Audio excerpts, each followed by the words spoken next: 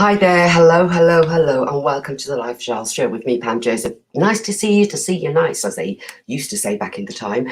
Great to be back. 2021, we're going to hope it's going to be a good year.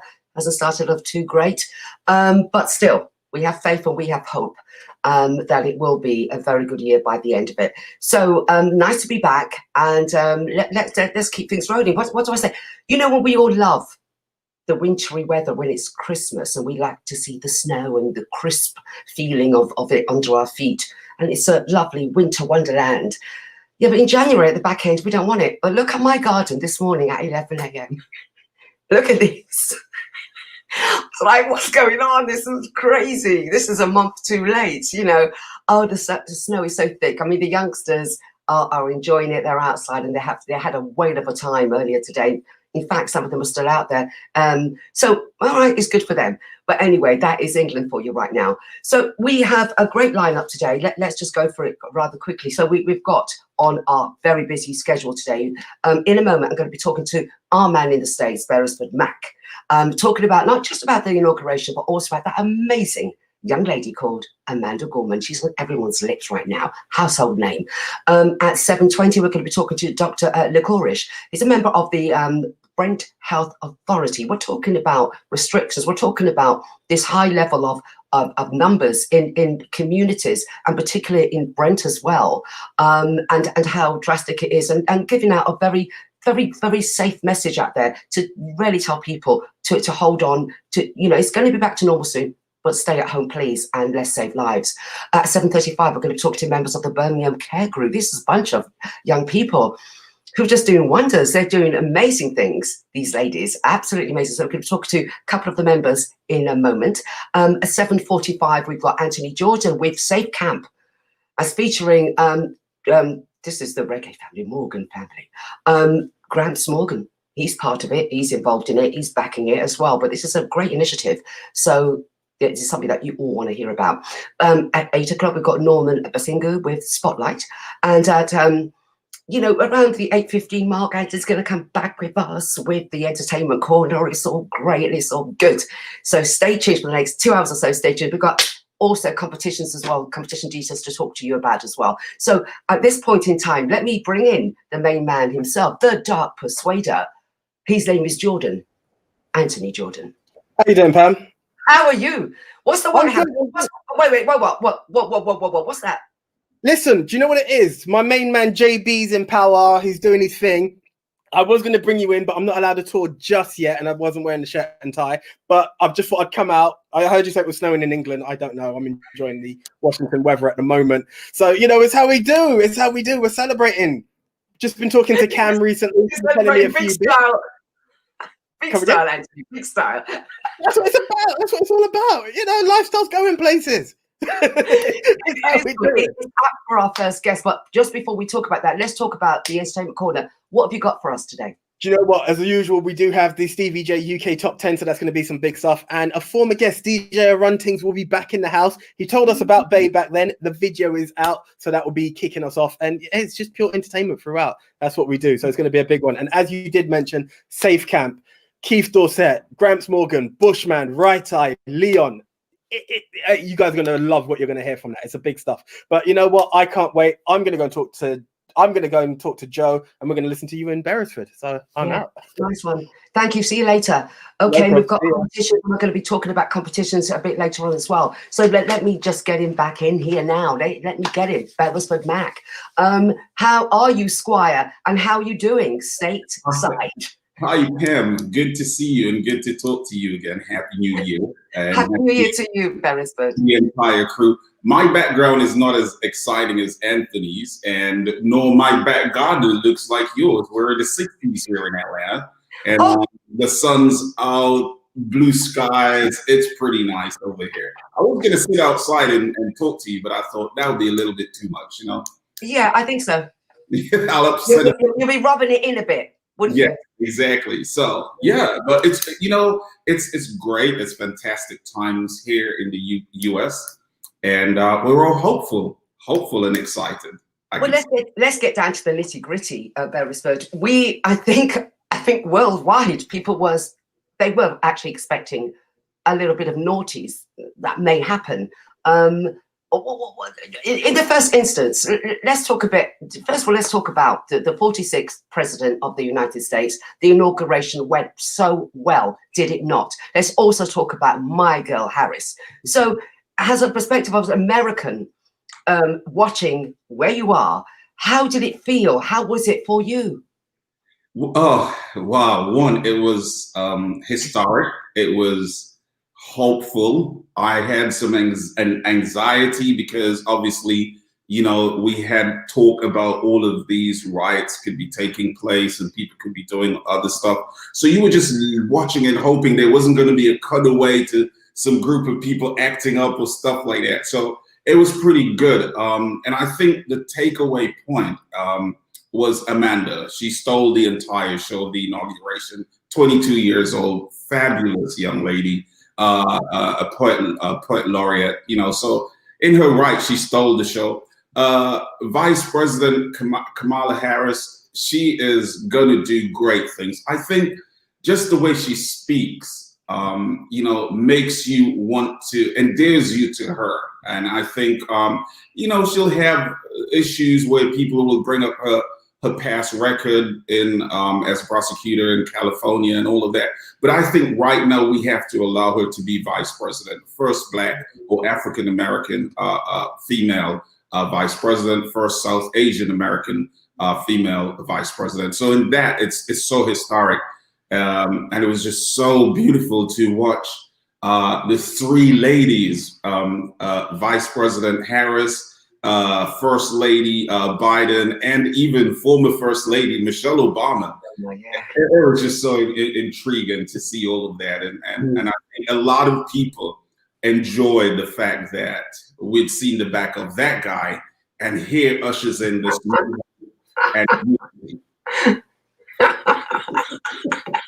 And such a thing. I mean, it's amazing though. Was it 70 million supported him though? Was it not? yeah, and that's a worrying. Well, I shouldn't say worrying, but everyone has their right to support whoever they want to. Over 74 million people supported that guy, and it shows. I think someone said it great. I think it might have been Van Jones on CNN who said Trump had to happen. And I totally agree, because what it did, it lifted the cloud of secrecy over a lot of things here in the United States that we knew were there, but we just didn't see it rearing its ugly head until he came around. And now people were more emboldened to say things and do things and do exactly what they did on the 6th of January. I mean, it's ridiculous. It is ridiculous. But I mean, like you said, we've seen the back of him. But there's the impeachment. If he is found guilty, there is absolutely a chance that he can never ever run in any elections again, let alone create his own party.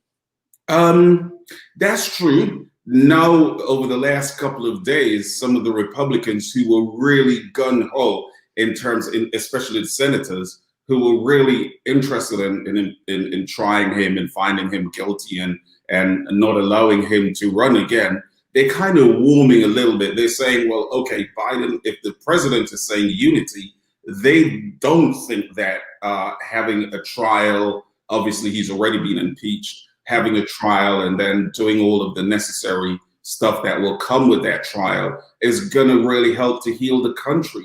And I think that may be so in one way, but then again, on the other hand, you can't just allow certain situations to go unpunished. And I think people need to look at the bigger picture and go, okay, fine, you did something wrong. And in America, when you do something wrong, you should pay for what you've done wrong, okay? So we'll see what happens. They've delayed it for another 2 weeks, so, mid-February. We'll see how the senators in the Republican Party vote. They need 17 to join the Democrats in order to convict him or find him guilty. So we'll see. Okay. We shall see. Let's go on to our lovely lady. By the way, we should add that we had J-Lo performing. We had Lady Gaga, Bruce Springsteen. We had quite a number of people, Lady Gaga there with that fabulous skirt. I wonder she walked in it. And then the lovely J-Lo. You know, can I ask a question, Beresford? Who does that? Who organises for which celebrities come up and do things? There's a committee, and I think that committee sits down and decides.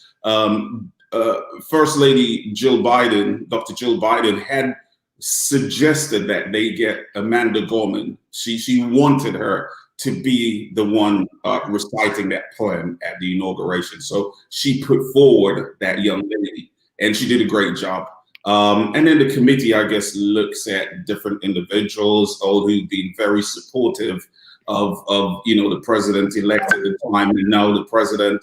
So, J-Lo has been a staunch supporter of President Biden, and so was Lady Gaga. Interestingly, J-Lo is getting a lot of backlash over here for shouting out the name of her song in "Let's Get Loud America" during the singing of her performance. And, you have to understand celebrities and musicians. It's a great way for marketing. And now that's what everybody's talking about. And no one's really talking about how great she sang.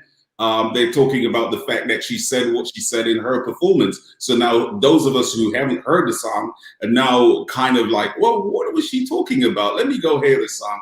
So that was great. But I think, as you said, the young lady, Amanda, who... Yeah, it is Amanda. It's all about Amanda Gorman.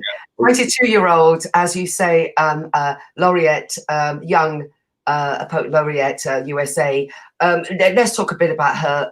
Did you know about her? Can I ask you that? Being in America, did you know about her before? Actually, no. I didn't know about her, but when I saw her, I went quickly to do a Google, and she has some stuff behind her name. Lives in California. Her mom's a teacher, and single mom, right? Single mom, raised her with her sibling. She's got a twin, right? She's got a twin, Gabrielle. Yeah, she has a twin sister, and it's interesting too. She has a speech impediment. That's right. President Biden, and if you listen to carefully. Then again, because I know some folks with speech impediment and how it sounds when they pronounce the ending of certain words, I was able to realize that. But if you didn't know, she did such a fantastic job. She had a big problem with the letter R. Anything that began with R, that's what she had. And how many times did she say the word rise in her poem? The Hills We Cry. The name of the poem. Yeah. The word rise. How many times she said rise, and she said it, rise. Yeah, I think she practiced, as she said in an interview, she practiced so much, just to get it right. And I think she sits up there with all of the top poets like Maya Angelou, her what you call it, inspirational. That was her inspiration. Interestingly, she wore a ring which was given to her by Oprah. Which was passed down by Maya Angelou to her. So there was all of that connection that just made, and it's so good to see, Pam, that as we come together at this time, it was such a diverse inauguration. Yeah. And it speaks a lot about what America truly is, if given the opportunity to be what it should be. Absolutely, absolutely. So no trouble happened. We're grateful for that. But how are things, the temperature in America at the moment? People, this is a hard administration to build itself up positively. They've got a lot to tackle with, not only about COVID, but because of the insurrection, basically, and what happened there, and the fact that so many people do not recognize Biden as being the 46th president, if you will. So they've got a tough job, Biden and Harris. They can do it?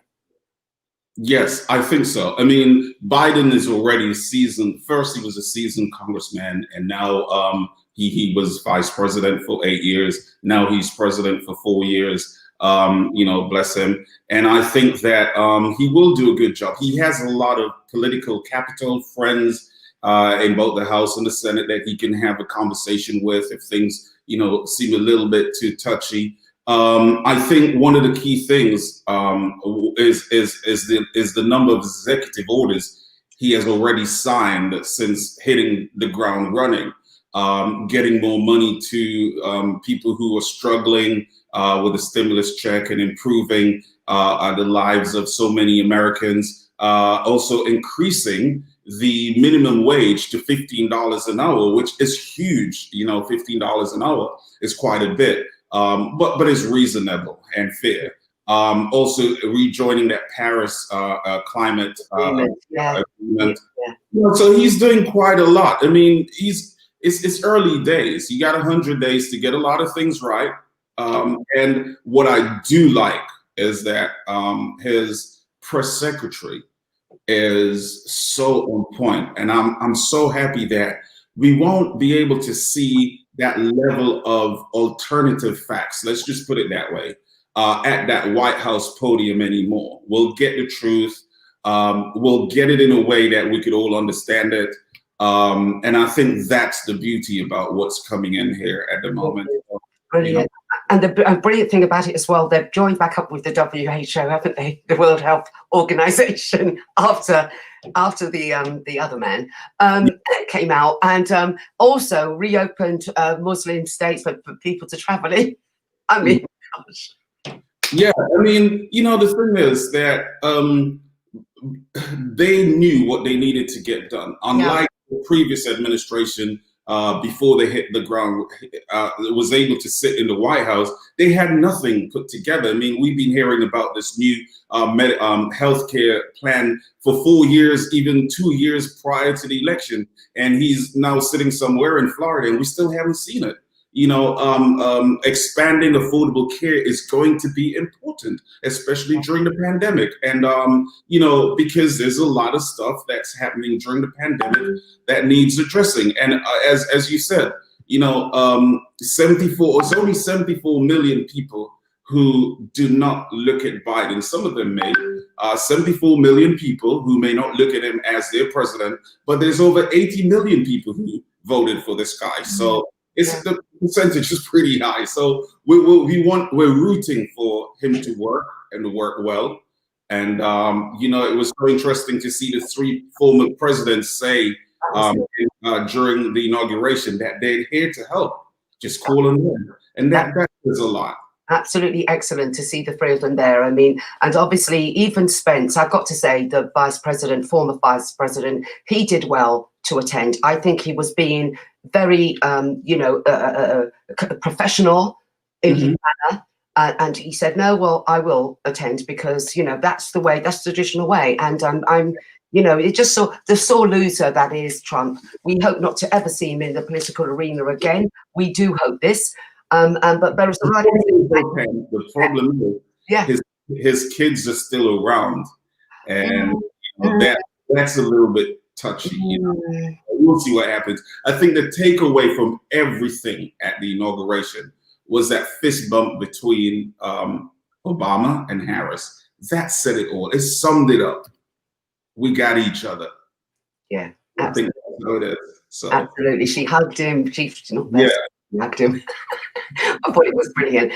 Beresford, we have to wrap up now. We're going to be seeing more of you throughout the 2021 in your usual capacity. Okay. And did you want to give the viewers any social media contacts? Well, it's interesting. I'm not on social media at the moment. I've come off. Just because I can't deal with it anymore. Okay. So I'll take some time off. But, you know, you'll see me here whenever, you know, I'm back. And, it's always great to speak with you, Pam, and all the viewers. So, yes, thank you again, and keep up the great work. Thank you ever so much, Beresford. Take care now. All right, yeah. Okay, bye. Bye-bye. Okay, that's great. So you heard it from stateside itself. I mean, you know, a hard task for the administration, but there you go. We're going to take a short break now, and I'll see you in a couple of ticks.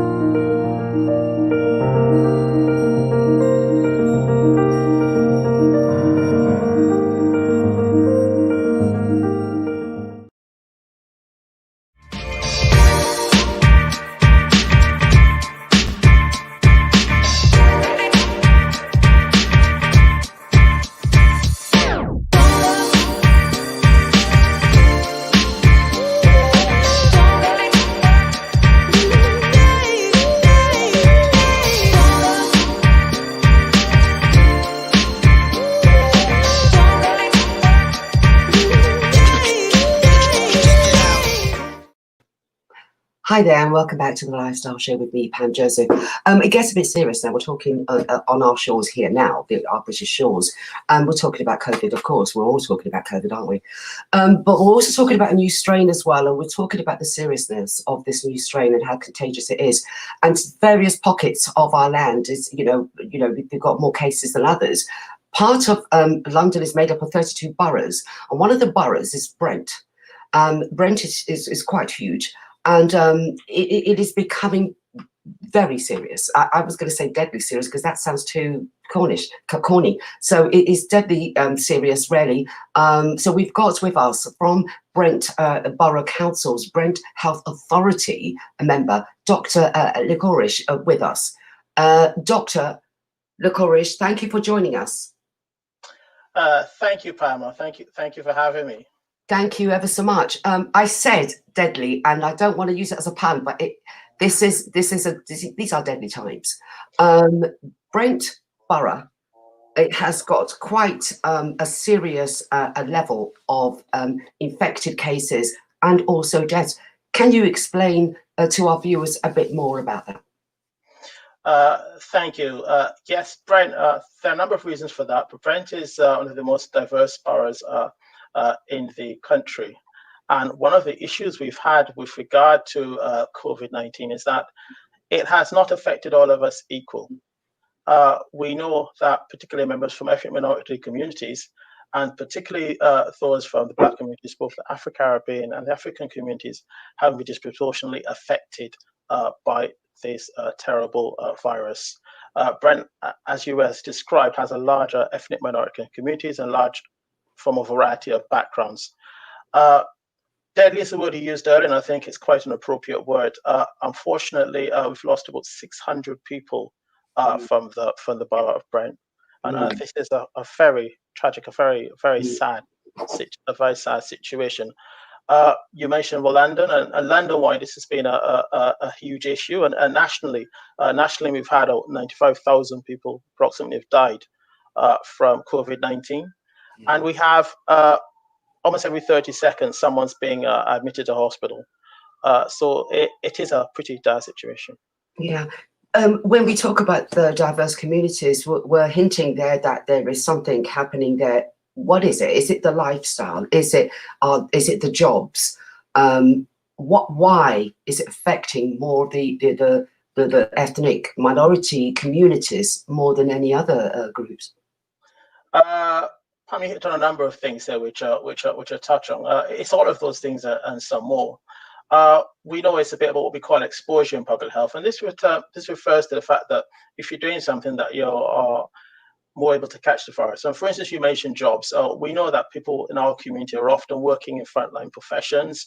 We're doing shops, nursing, carers, bus drivers, things of this nature, where we come into contact with lots of people and very close. Therefore, there's a more significant exposure. We also know that people from our community, we tend to work lots of antisocial hours. Brent's an inner city borough. Lots of people use public transport, and again, you have increased risk from using public transport. And you don't often have the luxury of working from home if you're working in a shop or you're working in a salon. You don't have the luxury. You don't have the luxury of working from home. So there is exposure, but there's also issues related to what are the things that we have about us that make us at risk? And we don't know all of it related to COVID, but what we do know is that there's certain underlying conditions which are very popular in our community. Individuals with diabetes, individuals with hypertension, people which maybe obese or have a bit too much weight. We know all of these are issues that have led to people having a lot worse outcomes with regard to COVID. We also know that often members of the community may not have access to general practice or other healthcare insurance, partly because they may have just arrived or just come. Therefore, they're not always able to come at a very early time and get care. And often they may not feel comfortable accessing care. We know in some places people are a bit hesitant to go to access care in case you actually contracted a disease. And there's one big issue that we like to talk about, and that's something we call deprivation, and it's to do with the income status, the job status, the big issues that affect our community. And we do know that all deprived people, when we look at the data, have worse outcomes with COVID. So it's a combination of factors that are coming to play, and some which we don't quite understand yet. Exactly. I was also thinking about even the lifestyle and how we live. Certain communities have quite a sort of like a large, if you will, extended family members living in one house. And even if one were to contract the COVID, there's not really any space to isolate within that home. So it's also the environment and living quarters as well, with loads of people living in the community who, this is an everyday thing for them, but right now it is not a good thing to do. But there's not much that can be done about that. Yes, you're 100% right. As you know, but Brent's a very crowded borough. There are lots of people. We as a community, I grew up in an extended household.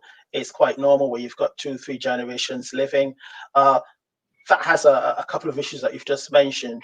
One, the fact that there is overcrowding, which means that people are not necessarily able to isolate from one another. They're more exposed because of the work they do. And then when they come into the house and they contract illness, they're not able to isolate from other people because of the fact that. The other thing to mention is that COVID makes older people, they have very worse outcomes. And that's why you be aware of the vaccination program. They're vaccinating the oldest members of the community first. Therefore, if you're living in a generational house, as it's termed, where you've got children and you've got a parental generation and you've got grandparents, then the grandparents, they're who are more susceptible to get these worse outcomes or even die, unfortunately, from COVID, are more likely to catch it because they're living in a household where you've got these large numbers of families. Normal times, for reasons of mental health and other support, is beneficial. But unfortunately, with relation to COVID, it poses a problem. It poses a big problem, major problem. You spoke about vaccination as well, and we know about the rollout and the groups that's having to go in and have this vaccination. But there is this thing that, vaccination hesitation. There are a lot of people in different parts of London, pockets of London, communities that are not comfortable, not confident about taking this vaccination. We know that loads of things are going out on the net and they're saying various things about, what's inside this liquid, what makes up this vaccination, what have they put into it? Is it animal fats and this and that? There's loads of things. What about fertility? Is it going to sterilize people? There's a lot of hype on the internet right now, but there is definitely vaccination hesitation going on in our communities. What can we do to reverse the trend? What can we do? And again, this is something that I've seen and you've seen. I myself have seen it in terms of what's been sent to me on social media. It's very difficult. I think the thing we first need to remember is, if it's right to have concerns, it's right to be unsure.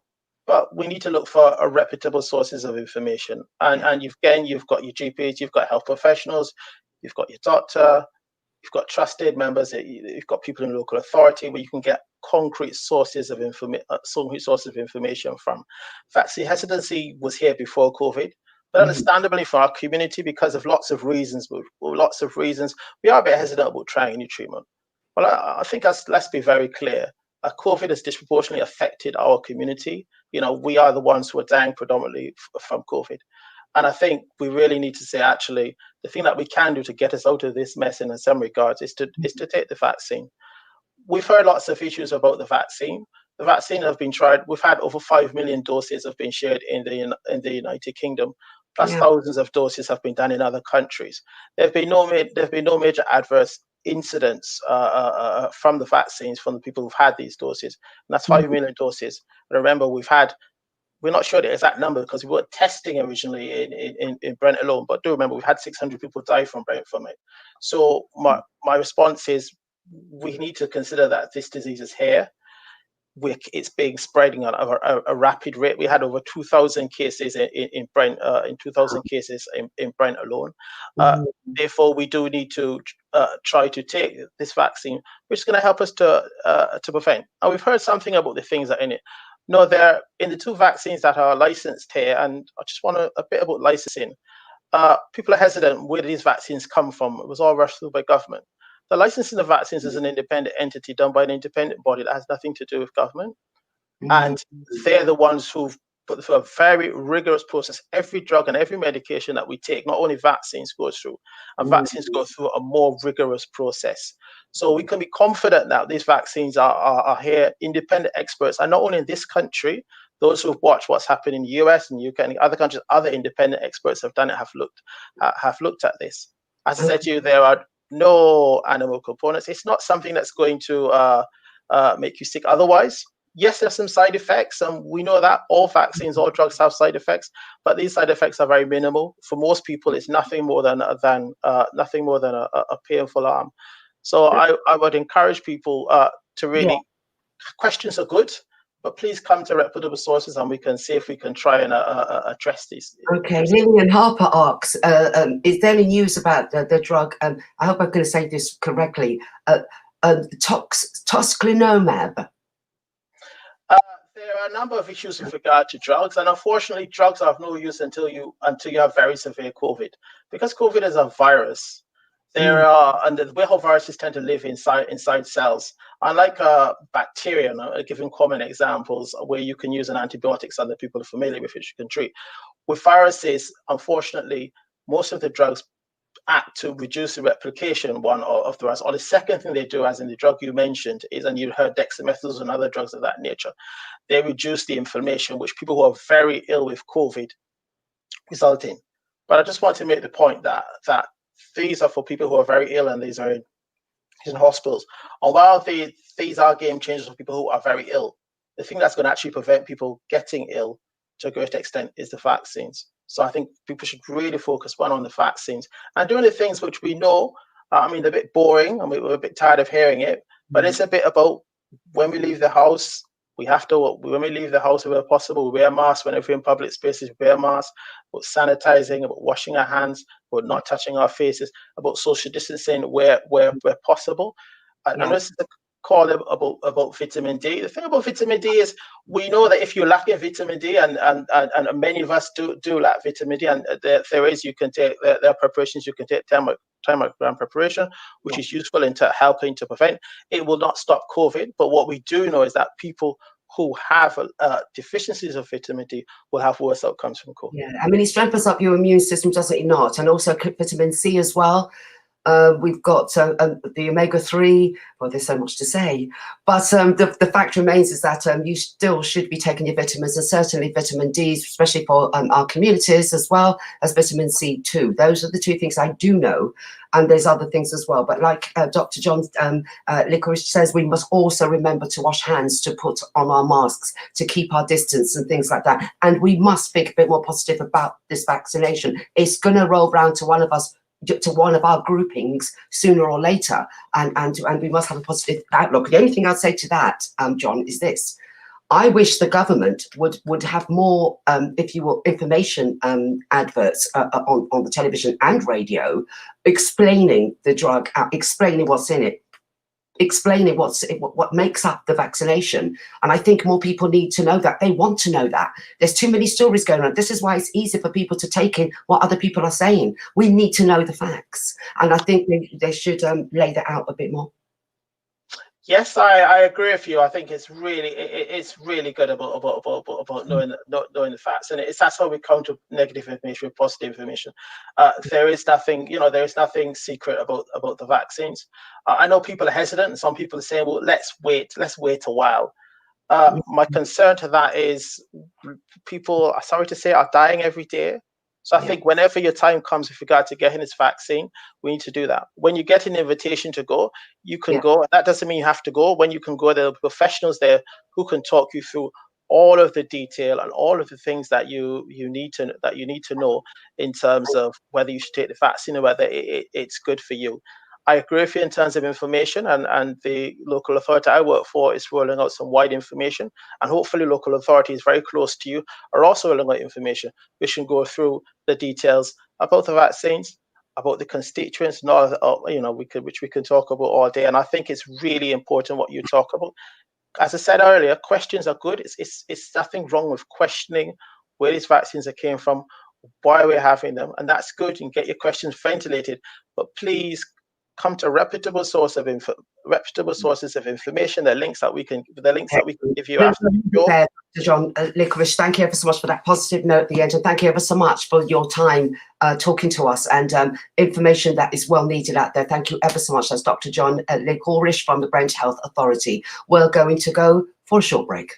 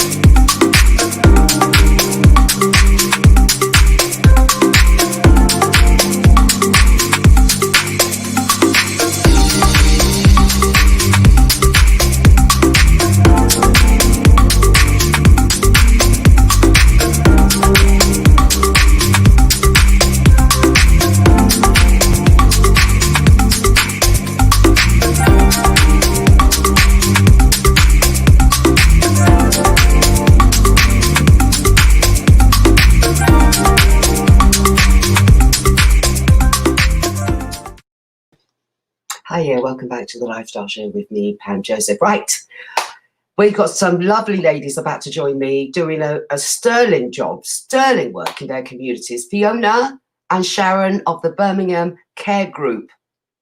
Hello, ladies. Hi, Pam. Hi, Pam. Hi, ladies. How are you?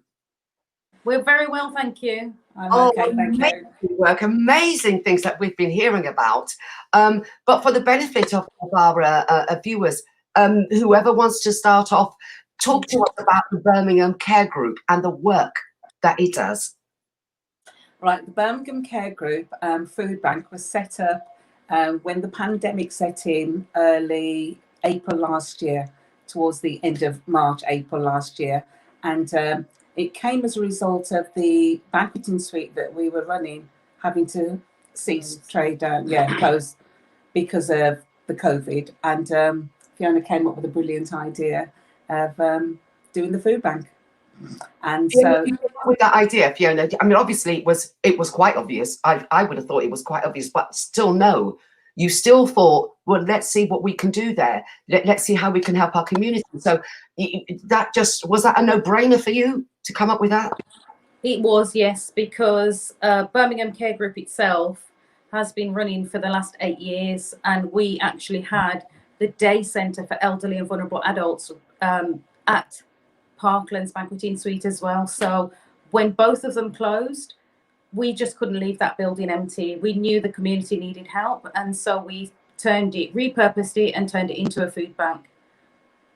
I like that. So how did you start that off? I mean, did you go around with leaflets telling people that they can come along? How were people in the know? We reached out to, we already had contact with FareShare, Greggs and Tesco's, because we were also feeding the homeless twice a week. Oh, wow. So we got back in touch with them and said, this is what we would like to do. And they told us to come down, collect the food, and Trevor Gatecrash, Sharon's partner, put a video out, and within the first day we had over 4,000 people respond to that. Mm-hmm. So we knew there was a need. That's huge. So what about staff, volunteers? Have you got enough to deal with that demand? Do we have enough? In reality, no, we don't. But we also have to be very mindful because of COVID, social distancing, creating our own bubble. So the staff from Parklands and the day centre, we all became volunteers. So we've had to kind of, from beginning of April. Yeah. Until now, we've had to keep that bubble so that we can protect ourselves as well as protect the public as well. Yeah. How are you financially running the scheme? I need to know this because it's a charity, obviously, but how are you getting enough funding? Yeah, we've been able to secure some funding. The main thing for us is at the moment, we are the only food bank in Birmingham that provides culturally sensitive food to the Caribbean, well, the BAME community. We recognized there was a gap there straight away. So we reached out to local businesses and we started to provide that food for them, which is cooked Caribbean meals, you know, the hardo bread, the bun, all that. Yeah, The yam. jerk chicken and the stewed chicken and the rice and peas and the yam and the dumplings and the callaloo. I really feel, wow, my mouth is always watering. Well, you know, it's so important, you know, Yeah. that they eat well because that supports their health and well-being.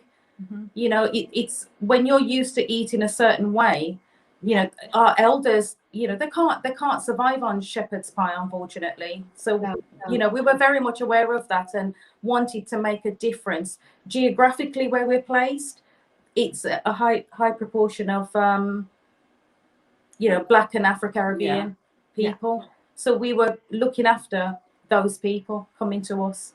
Yeah. I mean, this helps because there is a payment for these special foods, is there not? Okay, so we ask for a minimum donation of £2 for a food parcel, but that Sharon, you can explain what's in the parcel. Right. The reason why we ask for that minimum donation is because although we have had some funding, it's not something that we're able to live off. So in order to be able to continue providing the food that we do put in the parcels, that minimum donation goes towards contributing towards that, is what I should say. Because in those parcels, we'll put things like cornmeal porridge, rice, corned beef, callaloo, ackee. And as you know, those are premium products and they don't come cheaply. So that minimum donation goes towards that. But in saying that, we've had a lot of people of late that have come without a penny. We don't turn people away. That's one thing we don't do. We don't turn people away. Really is, Sharon. I mean, even the £2 or whatever, that's cheap in itself as well. So, I mean, for good food. And this, and then you said about recognizing the food and being familiar with the food, which is important for the certain community members. So this is good. So how you keep this going? Is it 7 days a week? What is it like? We get deliveries come in and we go out and collect food on a Monday, and set up ready for opening on Tuesday, Wednesday, and Thursdays 11 until 1. On a Friday, again, it's delivering parcels. It's delivering parcels. But having said that, a classic example was yesterday. We had a phone call from a worker from Dr. Bernardo's, but her neighbours are from they're Caribbean, an elderly couple. And she was very concerned about them, wasn't she? That they two families she was very concerned about that weren't eating properly, and we reached out to them and opened up and packed them the food parcels as well as 2 cooked meals each as well, so that they had something, because she was very, very concerned. Oh, sterling. So people can just literally call you, go there. Can they just literally just be at the doorstep, if you will? Well, we try and streamline it 11 until 1 o'clock, but we do know that there are elders that can't come out to us, and so we will make that, if they're not that far away, we will make that journey to them. Yes. When someone phones up on a Saturday or Sunday and they need a parcel, then what we've decided to do is we walk with the parcels. We have a couple of food parcels in our cars, so if we do get the calls, then we don't have to go to the food bank, open up and pack it up for them. We've already got it in our cars to deliver. Lillian Harper says, great work, young ladies. Well, of course it's great work. This is so short. I could talk to you guys for a lot longer than this, but we have to wrap up. What I want you to do, both Fiona and Sharon, please give us your contact details for people that want to hear more information. They've got family members in Birmingham, they've got friends in Birmingham, and maybe the first time they've heard about this, that they could be telling to one of their loved ones in the area. So give us out your details. Okay. Do you want the details now? Yeah. Yes, please. So our website is www.birminghamcaregroup.org. And My number is 07432 714 199, or you can hook me up on Facebook, Shazzy D, Sharon Bowler Harris, or with my business partner, which you know as well, Pam, Mr. UK Legends of Legends Gatecrash. He also promotes the page, the food bank, on his Facebook page. You can contact us via him as well, because he works closely with us as a volunteer as well. And the landline, the landline number is 0121 523 9690. And on the weekends or when we're not at the food bank, that's diverted to my mobile. Excellent. Fiona, Sharon, you guys need to be on the Queen's honours list next year. Do you hear what I've said? So you're doing a sterling job, and keep it up. And thank you ever so much for joining us on your busy schedule. Thank you, ladies. Take care. Thank you for having very us. much for having us. Bye-bye now. Thank you. Bye-bye. Oh, I love to hear that. These are heroes, sheroes, and all of them. We're going for a break.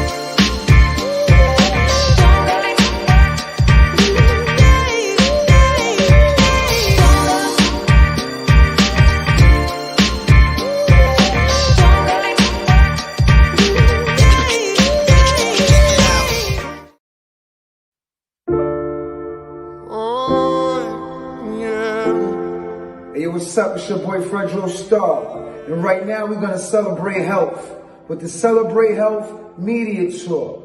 We're gonna celebrate life, celebrate music, and celebrate health, mind, body, and soul. Let's go.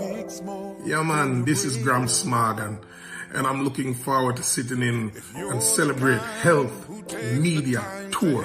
Yeah, let's chat about improving health and uplifting music. Let's do it, man. This is Graham Smargan. I'm so excited. Let's do this. Peace and blessings to all of you. This is Keith Dorset, coach, master trainer at Safe Camp and CelebrateHealth.Africa. It is my pleasure to sit in with the Celebrate Health Media Tour worldwide and share with you very useful and helpful information and methods on how to achieve optimal health and manage it for the rest of your life. I've heard up there the streets are made of gold. Hi, welcome back to the Lifestyle Show. Right, okay, so as you saw, that is a video promoting Celebrate Health. Safe Camp are an absolutely amazing team who have come together to put it all there. It's only right for me to be able to have the honor and pleasure to introduce the brainchild behind this, the man himself, Mr. Keith Dorset. How are you doing, sir? Oh, microphone check. Anthony, welcome on, brother. I'm all good, bro. I'm all good. Thank you so much for being here. Also, at the moment, we will be having more people, but right now we have the Naya man himself, Bushman, in the house. How are you doing, sir? Blessings, love. Blessings, King. Pleasure to Blessings. be here. Thank you both for coming here. Thank you so much. Okay, right. We have to kick it off with you, Keith. The main man behind Safe Camp. How did this organization come together? How did it happen? We started in 2010. Started development in 2008, went into execution in 2010. It was developed in partnership with the Ministry of Health and the Ministry of Foreign Affairs of the country of St. Lucia. They had a very high non-communicable disease death rate, which the whole world does, actually. It is the leading cause of death worldwide. And the Minister of Health there at the time, Celsius Waterberg, big up Celsius if you're tuning in, he was very passionate about down-ticking that death rate. So SafeCamp went into action, and within a matter of 5 years, it changed the country's trajectory downward when it came to premature death from non-communicable diseases. The acronym for non-communicable diseases is NCDs, by the way, which you may hear them referred to. They consist of heart attacks, strokes, diabetes, hypertension, obesity, cancers, conditions that are directly related to having poor dietary habits, lack of physical activity. They are the world's leading cause of death by far. For sure, for sure. And the works that SafeCamps have done in challenging this has actually been recognized by the World Health Organization as one of the leading organizations to challenge these non-communicable diseases. Isn't that correct? Yeah, there's throughout the last 5 decades, NCDs have been at the top of the list, but there's only been one call to action really where the global leaders came together to address it. And it happened at the 2011 summit at the United Nations in New York City. At that time, SafeCamp was recognized as the world leader in non-communicable disease prevention. And it has been used as a model thereafter throughout the region in various ways. But yes, they surely are recognized on that level. And that integrity and the quality of the program is consistent even today. We're still at the top. We are one team. For sure, for sure. And the team in health, we fix you up. Yeah, and what I love is that the way you guys are doing this isn't just your normal, as you said, health can be quite boring. You guys have mixed that entertainment element into it as well to give people, it indulges them, it encourages them more to want to get involved with you guys because you've mixed that element of entertainment behind it. How did you come up with that concept? Well, typically you would hear about non-communicable conditions, which, by the way, are a common denominator throughout every COVID diagnosis you can come up with. Because of a weakened immune system, you're subject to a whole slew of conditions. Influenza and COVID strains are part of it, but they all are a gateway to NCDs. So typically you would hear, doctors do conferences on it, or you'd have to listen at your checkup and you'd be falling asleep because it's so boring. Nobody's interested in their health until it hits them personally or somebody that they love. So I had a bit of a debate and a forum with the highest echelon of governance in Suriname and the TV network that we put the TV show together with to make it more fun and engaging. And being attentive to your health can be very fun, especially when you're seeing the results. But a lot of people avoid going into training programs or being more methodical about their approach because their conditioning is so bad that they can only have fun for a few minutes.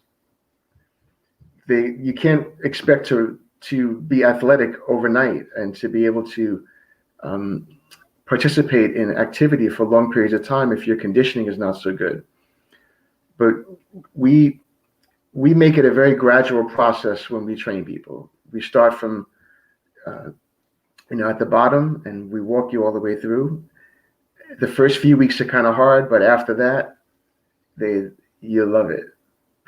But we just found a way to make it fun, and you have to. It's hard for me right now. I won't quit. Sorry, Keith. Sorry about that. He's lining that up. Yeah. We just found a way to make it fun, and you have to really tune into the TV show and come in the programs next month and see how much fun we do have. Right, so that is actually a gateway into what we was about to bring up there. Let's just have a small look at the video of what the SafeCamp TV show looks like. Let's have a look at that now. This is hard for me right now. I won't quit because I love myself. I want to be alive and be healthy and not be a burden and be there for them. Champions of life, where are we going?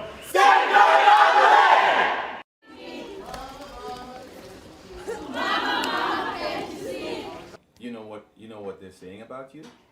Can you say it on TV? Yeah, give it to me. Give it to me. What are they saying about me? She was very fat or very big, and she was this tiny. Now she's so tiny. You would never believe that she lost that much weight. And the thing I like very much about is that she encouraged you. She encouraged you to do things you would never do. So I think that Danielle is a very inspiring person. As you can see, it's raining behind me. Rain, snow, whatever happens, whatever's going on, you cannot make excuses to stay away from your exercise or to have bad diet disciplines. No excuses equals less results.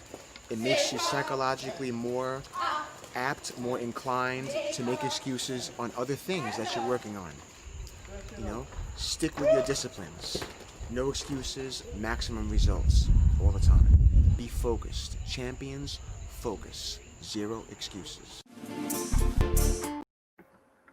Right, that was just a small taster of the Safe Camp TV show, which is doing some fantastic stuff. Right now, Keith, I will come back to you, but I'm just going to have a quick moment with the Naya man who's been waiting very patiently there. Bushman, how are you doing, sir? How did you get involved in the Safe Camp movement? Well, first thing, health is wealth. You know what I mean? And that's the first priority. And even in my music, we speak of the way you eat, how you eat, what you eat, when you eat. And I think that was identified by Mr. Darcet a couple of years ago, and he knows what I'm about. He knows how I eat. Man a bonfire pan Adidas, nothing with food and nothing with feeders. More like that, So really and truly, watching that clip, I can relate exactly to what Mr. Darcet is saying, because a healthy body gives you a healthy mind, you know what I mean? I say, and I always try to stay healthy and stay fit and strong. To get a hit, you got to be fit, you know what I mean? I say, so that's how me really get included in the thing, because health is my first priority, you know what I mean? Without physical health, you can't gain nothing else from life without physical health, and that's where I stand. So I'm about 100%. 100%. Right now, it's going to be an honor to introduce a young talent, UK-based talent, a gentleman you're familiar with, Mr. Right Eye. How are you doing, sir? Right Eye, how are you doing? Oh, you're on mute. We've got you on mute there, Right Eye. Hello? Oh, hold on. Let's see if I can. Can you hear me there? Yeah, there we are. We've got you now, Right Eye. Thank you for joining us. Absolute honor. Tell us, how did you get involved in the Safe Camp movement? It's a bit funny. You've got my dad introducing me on this TV show at the moment.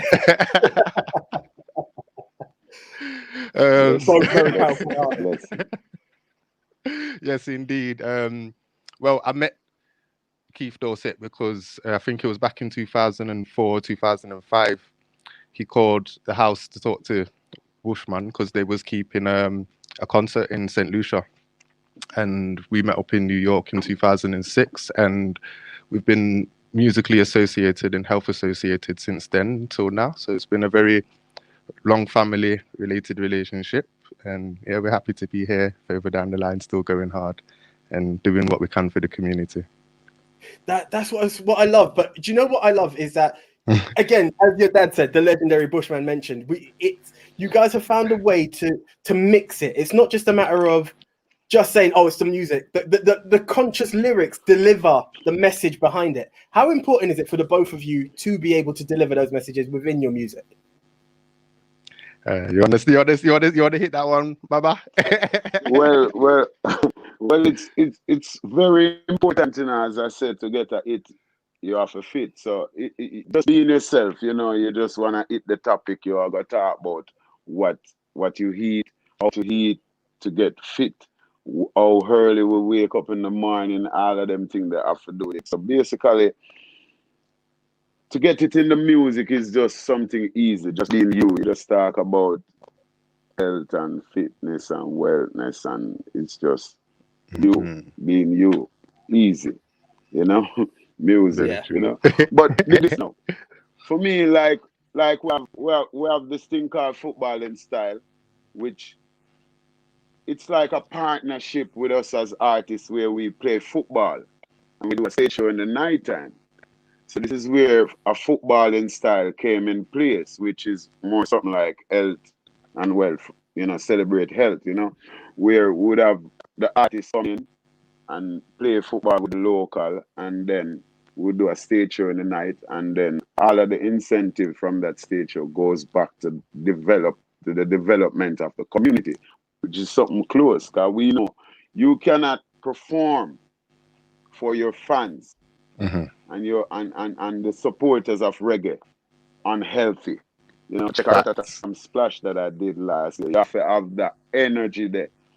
And for me, like, it starts with even your tea that you drink in the morning. Because for me, like, when I'm traveling, I don't do tea bags, you know, may I say. So for me, like, tea bags is unhealthy, you know. So I walk with the bush, the soursop leaf, and because I mean, green tea is healthy, but and fever grass. Don't forget the fever I grass. always try to do this fever grass, the soursop leaf, you know, the merengue, and you have a thing called velvet coat, which is it good for mucus, you know. So when I'm doing winter tours, I always have that velvet coat with me because I don't like tea bags. And then we have this thing called echinacea and golden seal, which is quite significant. 3 drops of that in the orange juice in the mornings when we're on tour, you know. Just after that soursop leaf tea or that goat coat leaf tea, and we just got some echinacea, golden seal, and that's about health. And then now you still have to have your little blender, which whips up a quick blend of almond, because it's the alkaline. So I don't go milk. I go almond milk, you know what I'm saying? And with the almond milk now we go edges like the Weetabix or oats and some sunflower seed, some pumpkin seed, and whip that up quickly, and that's moving on the move, because we can't cook and it's more like on the move. And you know, the body consists of 90% of liquid, so the more liquid you drink when you're on tour, the better it is for you. So that's about the key to one part of health that we really we stay focused on and take interest in, you know, giving it back to the people. Wicked. And for yourself, right, Ty? Yes. Yes, I. Sorry, go again. What you said? And for yourself, right, Ty, have you? Yeah. I was just saying, have you got any methods that are slightly different from what your father there, the legendary Bushman, is doing, or you know, any practices you'd like to add on top of those that he's mentioned? I would say the only difference between me and Baba would be that because I have nut anaphylaxis, so I'm allergic to peanuts and cashews and so forward. So you'd more than likely catch me with like the coconut milk or the oat milk with my mixes. So that's something for those guys out there that are allergic to nuts. You know, you could always do the coconut milk or the oat milk and still get the same balance in a certain way, especially with the coconut. Because, you know, when we do with rice and peas, it have to do with coconut milk. You know, that's that I eat no proper. Boy. I tell Stu, I heard Mr. Darset was talking about it. Mr. Darset, you do some ital stew this morning, right? I was just about to bring that up before we started pressing the record button. Keith was talking about the iTalk cook-offs that happened between you guys. I love the sound of that. Yeah. Listen, I can't fight it. Yeah, because Bushman has serious skills with the pots. Yeah, man. Yeah, man. I'm a vegetarian vegan so all my watch life. this now. And he cooked some stuff up that for Alright, so years watch had me this messed now. up. I was trying to get the recipe over and over again, but I found it now, Bridget. I find it. I love that. I love that. And when Keith, I get what on have the we got plane, here? I'm bringing my pots with me to your yard. I'm bringing my pots with me. We need the cooking show following the workout show, Keith. It has to happen. A quick question Most though, definitely. Keith. We've got Yeah, a member here, Lillian Harper, who's asking, is some of this to do with the genetics? What we were talking about the non-communicable health. Is it in genetics, and can it be overcome? More importantly, Genetics does have a lot to do with it. If you're speaking about like Olympic type conditioning, you know, it surely does. You have to have some very strong genetics to get that mosaic statuesque body, but you can come pretty dag close to it just by having some strict diet discipline and having a nice methodology of how you're training. You can come very close to it. Cool. That's what it's all about. So this is the stuff. Now, Keith, more importantly, Safe Camp has been doing such great, awesome stuff before the pandemic came in. You guys were appealing to the masses and helping many people get a workout program that you've delivered to the celebrities, but you've given it at an affordable price, at affordable level. Tell us more about how Safe Camp is planning to help all of these people now that the pandemic's on. It's going virtual, I understand. So yeah, we've been doing it for 10 years. We typically train large groups of 100 people at a time or more. We've graduated 36 groups so far. We typically have a couple of graduations every year. But since COVID has happened, we can't train large groups anymore, that's for sure. So we're going to bring our programs virtual right now. For the first time, people will be able to have access to master trainers, board certified health professionals with them every step of the way during the program. They can train with us from their living room, their office, wherever they are. The times are very flexible. They can start at level 1, level 2, level 3. Very, very easy to participate. And it's coming at you for less than $2 an hour. We have the rest pretty much covered for you. So you can get access to a Rolls-Royce health program with the Rolls-Royce team with you every step of the way for less than $2 an hour. Just visit celebratehealth.africa and look up the virtual programs and get yourself a slot. And I will tell you that when you are training with us, you never know who's going to show up at my training sessions with you. So there'll be some surprises for you along the way. That's for sure. One thing I have seen, and if I had the time to do it, the team that is in this Celebrate Health team, the Safe Camp team is huge. Some of the names that are in there, and I'm not going to spoil it because as Keith said, it's a surprise. So you really want to be involved in this, people. Do not miss out on this chance. As he said, this is Rolls-Royce training. Can I say something? An hour. Yes, by all means. Can I say something? Yes, Ken. All right. So different hemisphere, right? This how it works for instance, I'm in Jamaica. England is like 5 hours ahead of us, right? So when these training programs are happening, anyone from any hemisphere, any time they could get a slot. That's another question. Yeah. Yeah, definitely. There's three time slots every day, morning, afternoon, and evening. So wherever you are in the world, you can just come in. We operate like an Ivy League health course, like an Ivy League semester, where if you miss one class, the same class happens 3 times during the day, so you can just come in. And every program involves. It's like you're in a train station. You miss one train, you could catch your next train. You can catch your next one, correct. something Every like that. program involves physical Yeah, sessions, definitely. Health education workshops, cooking workshops, and consultancy throughout. Yes. We gonna fix you from the inside out.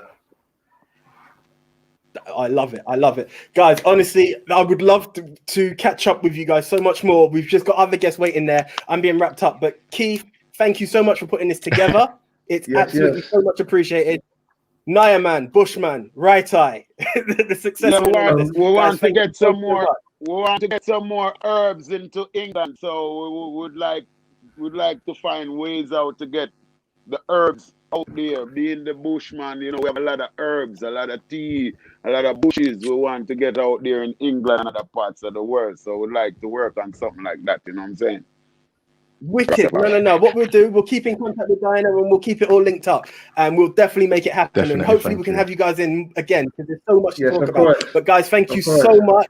It's been an absolute Right pleasure. side. And we have to catch up. Easy Bushman. Keep up the good work, ladies and gentlemen. Ladies and gentlemen, celebrate Listen, health. listen. Safe Camp doing absolute big stuff. Also, want to put a big shout out to Frankie P there, Frank Patterson. I saw the high, the fire. So, ladies and gentlemen, we're off to a break, and Pam will be back after that. See ya.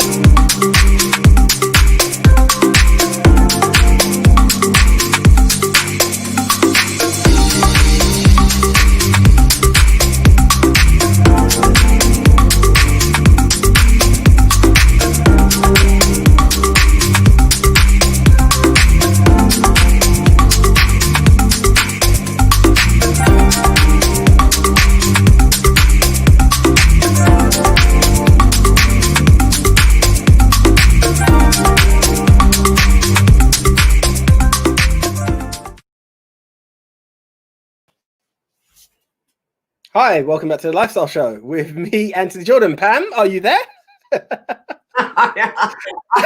I am here. Wonderful guys. I mean, father and son. I love that Bushman and Right Eye. Father and son team they're going on. Loving that. Do you know what? I didn't even want to spoil the surprise. I thought, let one of them drop it. I love it. The Right Eye is just carrying on right where Daddy left off. You know, he's a fantastic artist, very conscious. They're promoting health. It's some great stuff. It's all kinds of awesome. It's all great. Keeps doing a wonderful job there as well. I mean, it's all about keeping fit as well, isn't it? We all know that. It's what you eat and what you do, and what Bushman said: health is strength, and health is wealth. And this is it. And part of dealing with COVID and what's going on now is to keep up our strength and to keep up our immune system. And healthy living, eating, and exercise is key. Pam, I agree with everything that's there. Do you know what? Look, you got fan mail. You got fan mail. People are excited. You're back. Ah, Brenton, thank you. All good. Yeah. No. But I'm going to bow out. I know you've got some more intros to do, so let the show continue. All right, see you in a bit. Okay, Yeah. so time now where we talk about Spotlight. And joining us is Norman Basigu. Norman, are you with me, Squire? Madam. Can you hear me? Yes, I am, madam. I are. What's that you're wearing? Uganda sporting outfit. Have you been exercising? What about today? What I'm going to talk about? So I thought, let me get in my.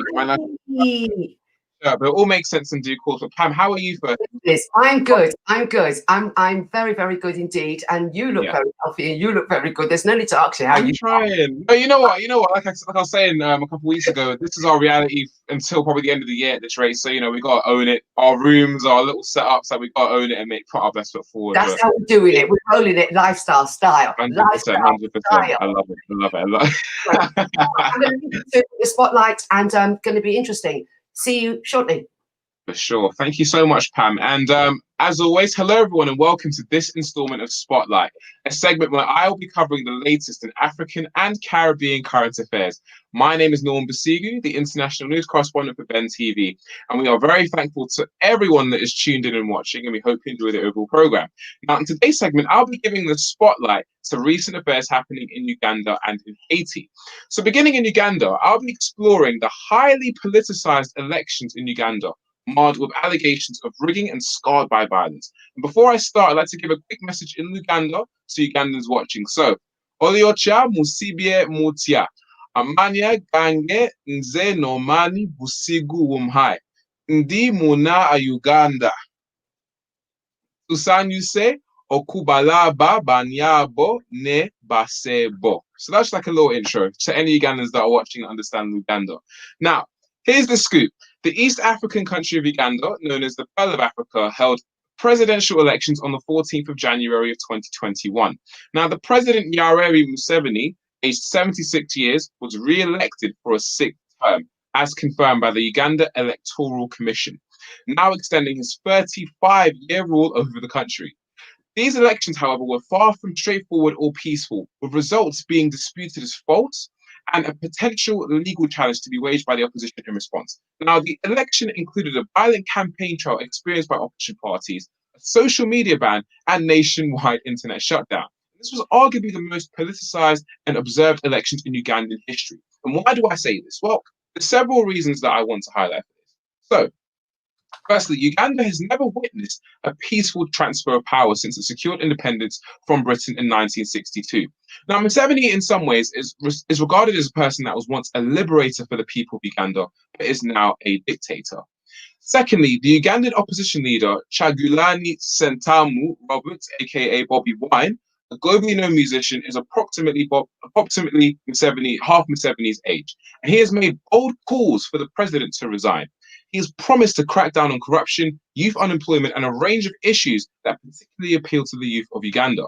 Now, the youth vote was highly sought after, particularly as Uganda has one of the world's youngest populations. Believe it or not, 75% of the population are under the age of 30 and are increasingly becoming more politically involved. So Bobby Wine really speaks to the youth and offers a wind of change for the country.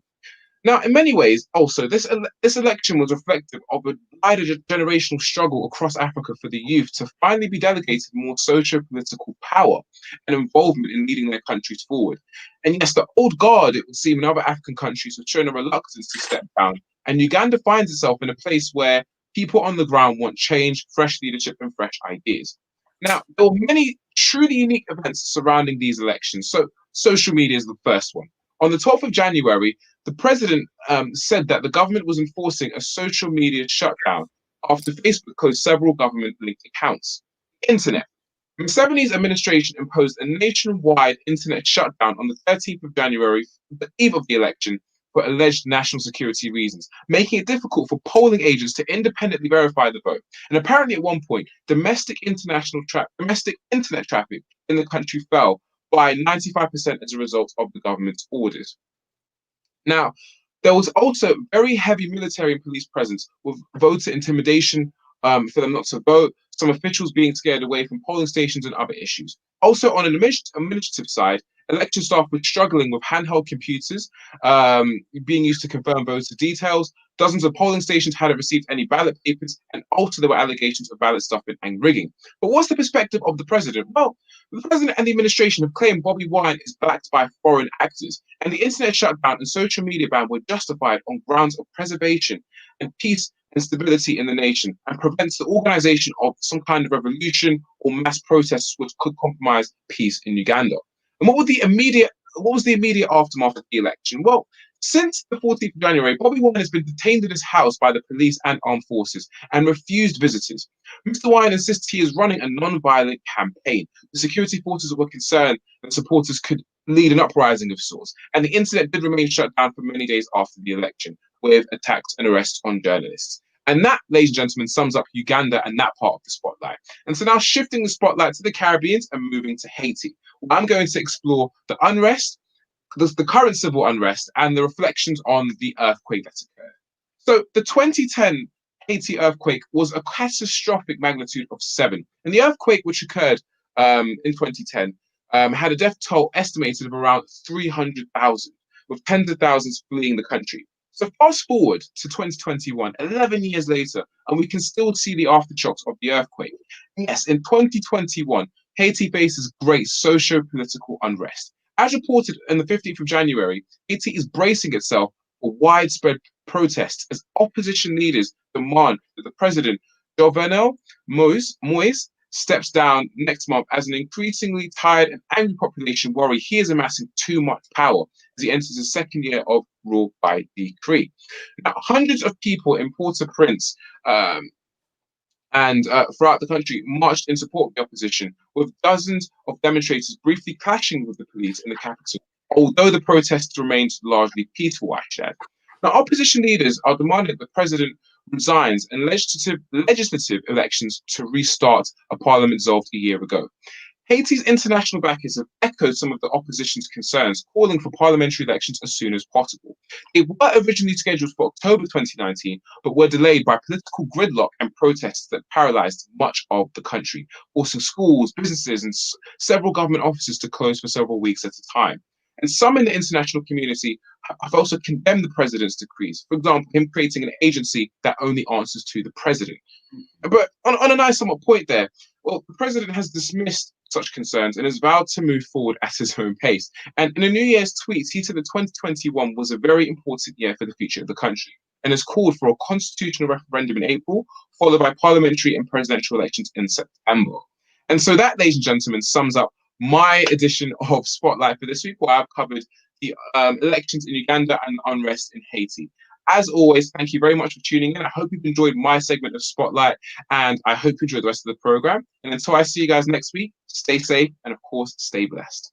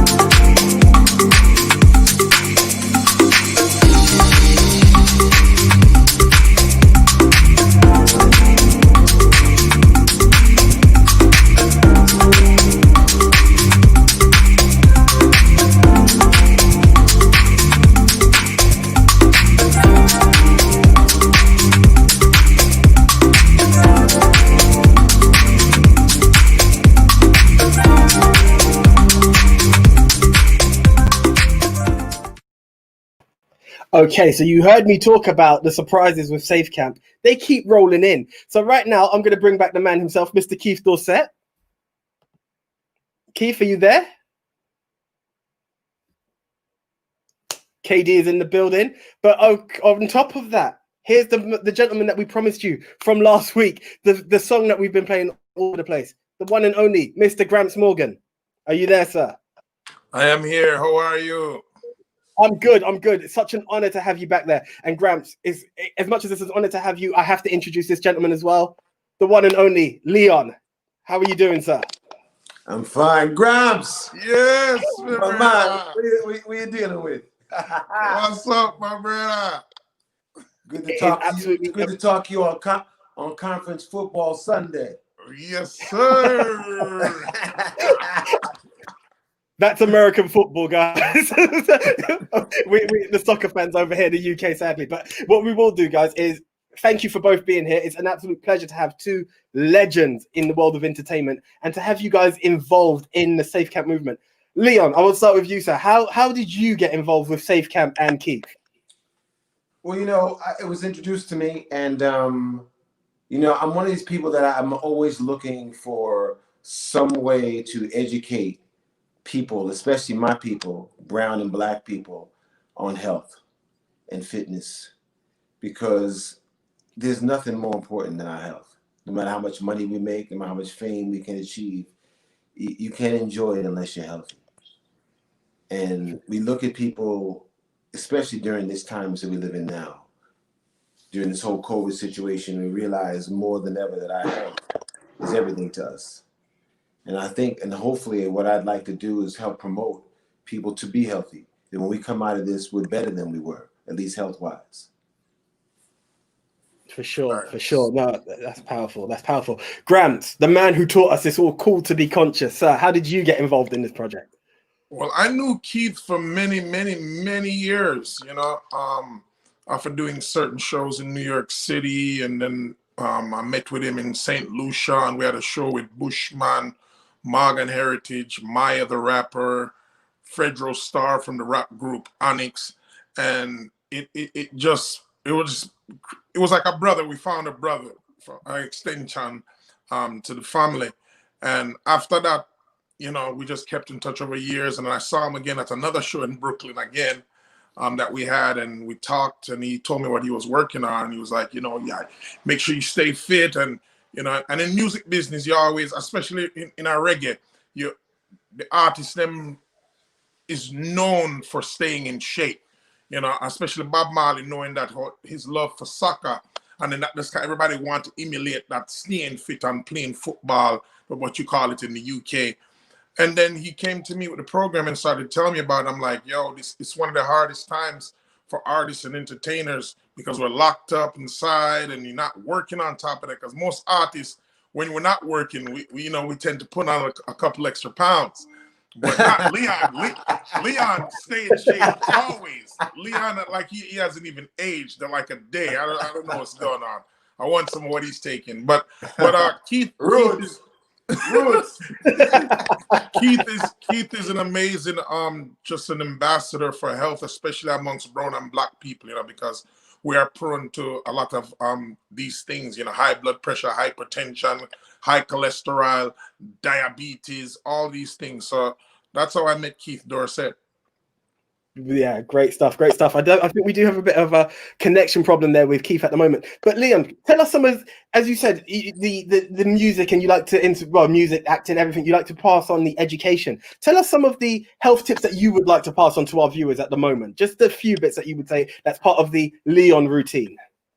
Well, one of the routines that I have, and it's a very simple routine and I tell my friends all the time, especially my friends that are getting a little older and, putting on a little weight around the midsection. For me, I'm not about to lose any of my clothing contracts because I'm not 33 waist. So I got to make sure I don't want to buy clothes when I can get them for free. So, one of the things I tell people to do is do 100 sit-ups. 100 sit-ups every day before you get in the shower. It's so quick. And watch, in a month, you're like, okay, all right. Wow. And it's simple. We talk about taking 10 minutes, not even, to just pump out 100 sit-ups. And if you haven't done any sit-ups, work your way up to it. And just like, boom, and then get in the shower. And then watch after a month. You're like, oh, okay. Yeah. All right. This ain't bad. Yeah. I like that. And the reason why I say that realistically, because let's face it, it's like Gramps was saying, when you're not working, you want to chill. You know, when you're in show business, man, it's just so much hustle and bustle, and especially when you're a touring act like Morgan Heritage. You know, you're like in and out of buses. You know, in and out of hotels. You know, it's work. Sound check, this, that, press, work. So when you're not working, you want to chill. Right? And when you chill, you eat good food. So, but if you do just that little bit, you can still go on with your life and just say, okay, you know, but I'm doing, you know, this little bit is just getting me someplace. Because if you don't give people a little bit of something and you give them a whole lot, they don't take to it as well. Yes. You know, so what I like to do is I like to tell some simple ways of like staying in shape or simple ways of eating, something they can do easily. And then let them ease their way into caring about themselves. Because when you give them a whole bunch of things to do, you give them a big workout routine, a big diet, it's not going to last. Not with most people. It's not going to last. For sure. That's real. And you know what? That's something even I think I'm going to be taking away 100 sit-ups every morning. Yeah, I'm going to take that one, Leon, for sure. I'm going to take you up on that one. Yeah, it's easy. And you watch to see the results. Trust. That's big. That's big. Gramps, we heard it earlier in the promo for the Celebrate Health, your song, People Like You. We've been featuring it on the Lifestyle Corner from the minute we got it. It's so touching, so emotional. I've actually heard the story, but tell the viewers, for those who haven't heard, how did the concept of People Like You come about? How did the writing of that song come to you? Well, it was just a time in my life, man, where the universe says, all right, go. Well, my uncle, David Morgan, my father's brother, passed away from the coronavirus. And when he passed away, it kind of hit close to home, you know, because that's my father's younger brother. Right? Wow. And it just shows you how dangerous this virus is, because my uncle was confined to a wheelchair and he was sitting at the house every day. But my cousins were going in and out the house, and that's how he caught the virus. And boom, it just shows you that you don't need to go anywhere to catch the virus. The virus can come to you. You know, and then the morning of attending the funeral online, of course, just like this. And, you know, I heard my uncle crying, you know, crying for his brother. And just like, and remember this, he was one of the younger brothers. And it just hit me in my chest. I'm like, yo, whoa. And that same morning, Bobby Digital passed away, which, you know, I always tell people Bobby Digital is to what Michael Jackson and Quincy Jones' relationship is. It's the same thing with Morgan Heritage and Bobby Digital. So it hit home again. So I'm watching the funeral, just heard the news of Bobby Digital, and it was just like, yo. And then my producer that I'm working with now, Johnny Reed, looked at me and said, hey, mate, he's from Scotland and an amazing Canadian megastar, and now opened up a studio here in Nashville, Tennessee. And you know, that relationship came about. I met him at a hockey game here in Nashville, and he just said, hey, man, come by the studio. So that morning, he said to me, hey, Grams, you need to sing this song, man. You need to sing this song, mate.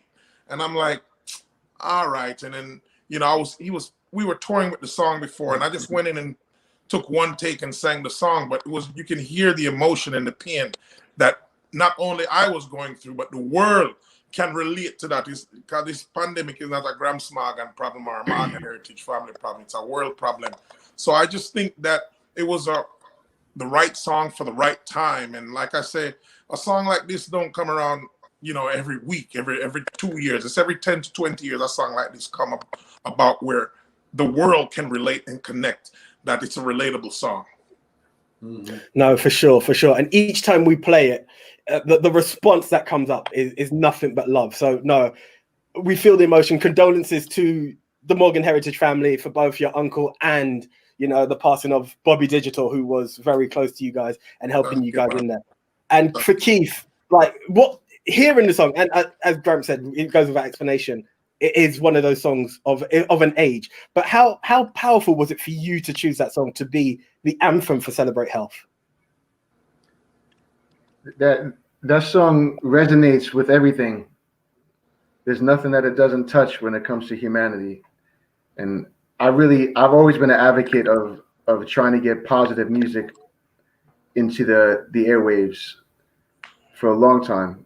And the whole Morgan Heritage catalog and Gramps' catalog as an individual is very worthy of being in rotation on every major mainstream station internationally. Sure. That particular song, I train to it now. I'm either training to an Onyx record, and it gets me amping crazy, get amped up, or recently, like maybe the last 3 months, I've been training to that people like you. And I just think about the spirits of my life, my ancestors, my mother, my grandparents. I think about everything that's important to me and the type of man that I really want to keep on evolving into, to be one of those people like he's singing about. That's big. That's dope. Yeah, That's big. I love it's that. very motivating. Oh, for sure, for sure. But you know, I'd be remiss to be talking music without talking about Leon, your band, Leon and the People. You've actually got a song out there right now, World Gonna Come. Tell us more about the band. How did that come about, and what plans you guys have in the future coming up? Well, you know, The World's Gonna Come Around is a song that's on our latest album called Love Is a Beautiful Thing. But more recently, I did what I call my Art for Activism version, which you can see the videos out there. And it was basically, you know, about what's going on right now, and it was about getting out the vote and about changing this world and letting people know that the only real change comes from us, because nobody's going to change things for us. So yeah, I'm really happy that people, you know, love the song, love the visuals. But for me, it was really about activism. You know, I feel as though when you have a platform, you got to make your voice heard. You got to let people know that follow you, that that you're with them, you know, and that you're pushing something that's positive out there. But it's absolutely fantastic. So once again, guys, I apologize that it's so brief because there is so much I would love to ask you guys. Keith, can you just give more info how people can follow the Celebrate Health movement? Definitely. I just want to do a precursor to that. I want to expand for a second on what Leon said about the sit-ups before the bathroom. So I refer to that to my clients as paying a toll before you go in the bathroom. So every time you take a shower, you gotta build up some type of sweat, get the heartbeat up. You can do the sit-ups if you want to focus on your abs. You can do the squats if you want to focus on your glutes, ladies. You could do the upper body for dudes, anything, but pay your toll. You can't go take a shower unless you pay to go take your shower. And the price is some type of physical activity that's going to give you some muscle toning or increase your cardiovascular strength. So for that sounds pretty provocative, and I'm gonna go with that too. Okay. I like where you was either alluding to consciously or subconsciously. What? Hey, if you have a partner that you can, you know, it's all good. Everything works out, man. You know, 5 minutes, 10 minutes, get the heart rate up. Now, baby, no, yo, baby, I can't. I got to do my sit-ups first. That's the law of the house.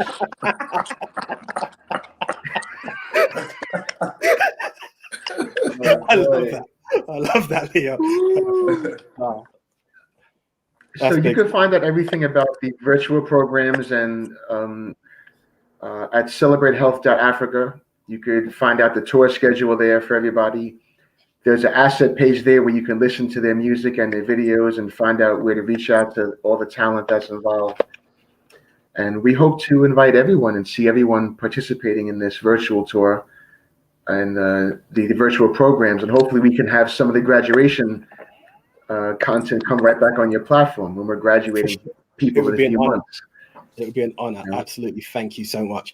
Right. No, that's been absolutely great, guys. Thank you so much. And I think the only way that would be fitting to end this interview, instead of a break, I think we'd have to go with your tune, Gramps, People Like You. So can I just give you the honor on the platform, Gramps, to intro that song for the lifestyle viewers, please, sir? Absolutely. Big up to all the lifestyle viewers. Big up my friend Leon and the Peoples for life. Straight reggae lover for years, without tears, months without eye water. Keith Dorsett. Check it out. Celebrate Health Africa. This is my brand new single, People Like You. Take care of your family. Thank you for having us, man. Oh, yeah. Yeah, yeah, yeah. Oh, yeah. If you give a little more than you take, and if you try to fix more than you break, If you're the kind who takes the time to help a stranger in the rain, there's a place for people like you. If you stand up for those down on their knees and lend a voice to those who cannot speak, if you shine a little light, give sight to the ones who've lost their way, there's a place for people like you. I've heard up there the streets are made of gold, and when you get there, there's a hand to hold. I believe when your days down here are through, there's a place up there for people like you. If you walk around with your heart on your sleeve, and if you're trying to be the change you wanna see, if you lay down your life for love so someone could be saved, there's a place for people like you. I've heard up there the streets are made of gold, and when you get there, there's a hand to hold. I believe when your days down here are through, there's a place up there for people like you.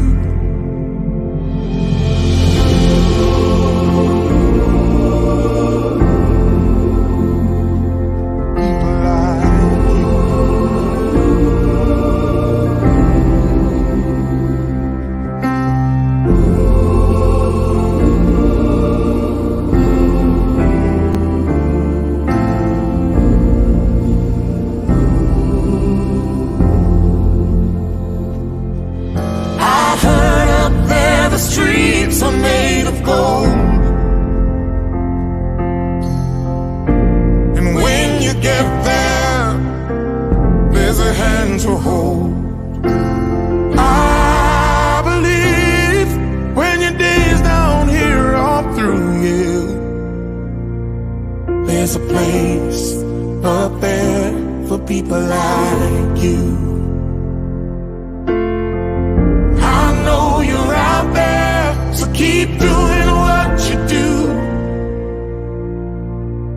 'cause there's a place up there for people like you.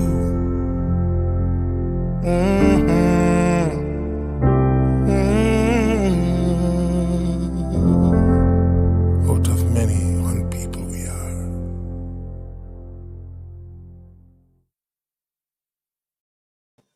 Loving that, absolutely loving that. Look at that, Gramps Morgan. People like you, people like me, people like Anthony. This is all great. Anthony, you with me? Let's get you back in, mate. I am, Pam. I am. Up there. Oh my gosh. Fantastic. Yeah. The big man himself, Gramps Morgan. I just love that song. It's an honor to have spoken to him once again. As I said, the feedback is always there. Look, we've got it very touching. Yeah. Gramps, sing from the heart. Like it's there. No, Gramps, honestly, yeah, it's an honor to have. When we was this years ago at Cleveland Street, and Gramps was on, and he did me it's just a personal one, and he sang to me without no music at all, and oh, I quivered. I was quivering. Everybody said, "Oh, you." That's the power of Gramps Morgan. Oh, that's absolutely. The royal family right there. You know, Yeah. that's what they do. That's what they do. Yeah. No, it was a real pleasure having him. Yeah, and I'm going to have to leave you with it now because we've got to hear Stevie G and the Reggae Top 10. You know what? Yes, Stevie J will be with us. But before we do that, because Stevie's just a bit behind us, what we will do is we're going to bring up a young gentleman who is familiar to the Lifestyle Show. He's there. His video's out. So what I'm going to do right now is bring in the young man himself, Mr. the one and only DJ Aruntings. How you doing, sir? See you, Pam. Yo, yes, yo, yo. DJ Aruntings. How are you? I'm good. Wicked, wicked. So do you know what? I've seen the video. It's finally out. Bay, what has the feedback been like for you? How is it feeling to have got it? What's the feedback been like? It's crazy. Like everyone's streaming it, everyone's playing it. It got played on Capital Extra. It just literally everyone's going crazy, man. I love it. That's big. That's big. I'm talking of Capital Extra. You were played by the man himself, Tim Westwood. What was it like to get that kind of feedback from your track coming out? Crazy. Like you could literally be driving and then not even concentrating, and your song just plays out of nowhere. Like it's mad. It's crazy. Yeah. That's big. That's big. That's big. So do you know what? You promised it to us, so I thank you for that. So right now, Aruntings, the floor is yours. Would you like to introduce your track, sir? All right.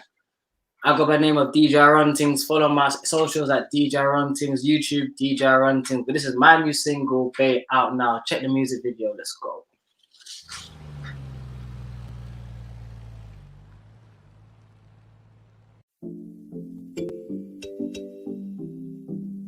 Na na na na na na. Yeah, yeah. Ooh. Na na na na. Na na na na. Yeah, yeah. Superstars TV. Can you be my baby? You know I'm thinking of you. Can you be my baby? You know I really need you. You better stop playing before somebody gets hurt. You better stop playing before somebody gets hurt. No, no, no. Baby, I like it when you whine for me. Like it when you grind for me. Call back, please, give me, she wants me.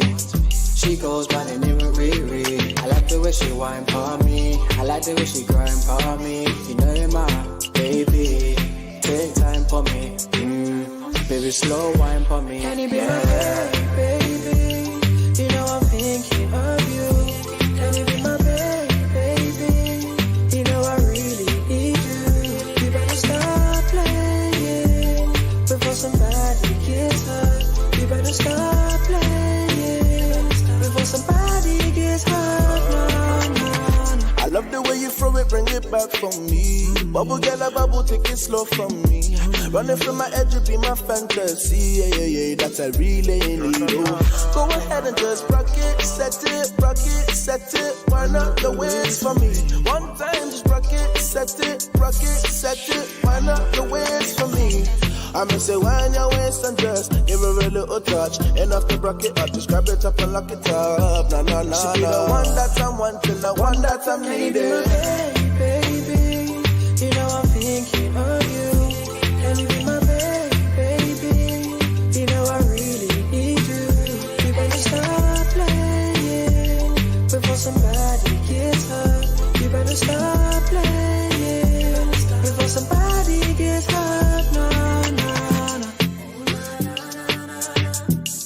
No, no, no, no, no, no, no. No, no, no, no, no, no, no. Na na na na na na na. Tell you something. Can you be my baby? You know I'm thinking of you. Can you be my baby? You know I really need you. You better stop playing before somebody gets hurt. You better stop playing before somebody gets hurt. No, no, no.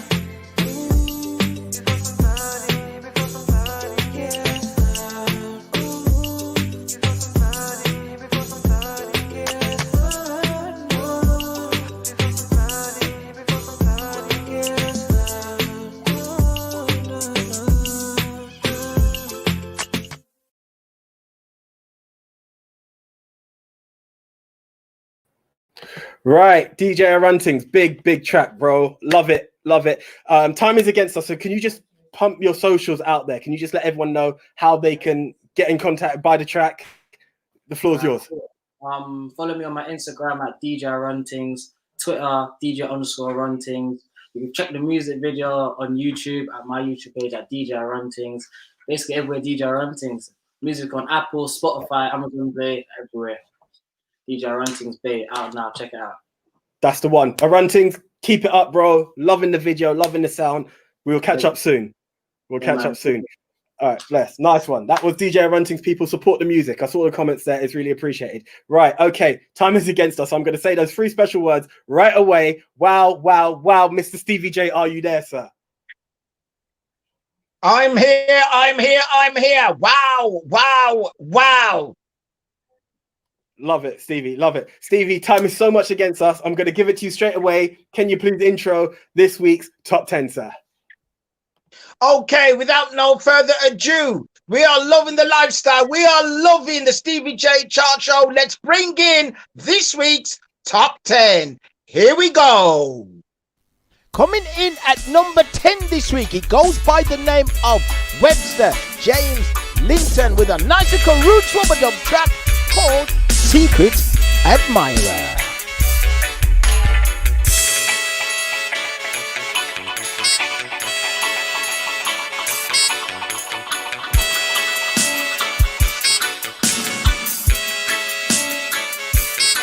I am one of your secret admirers.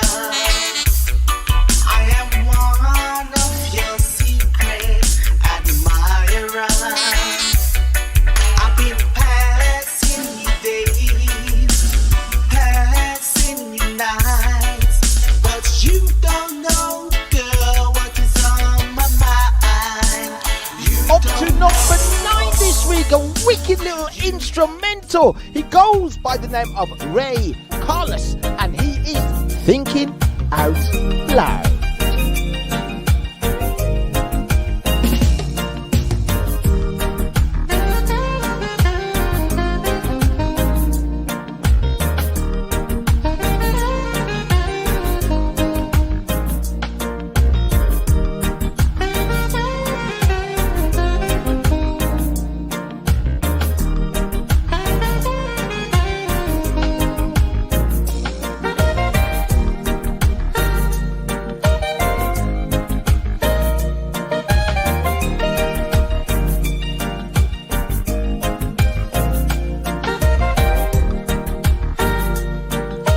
Going down to number 8 this week, it goes by the name of Aston Essen, and he's still bubbling you with a track called Just a Little Time.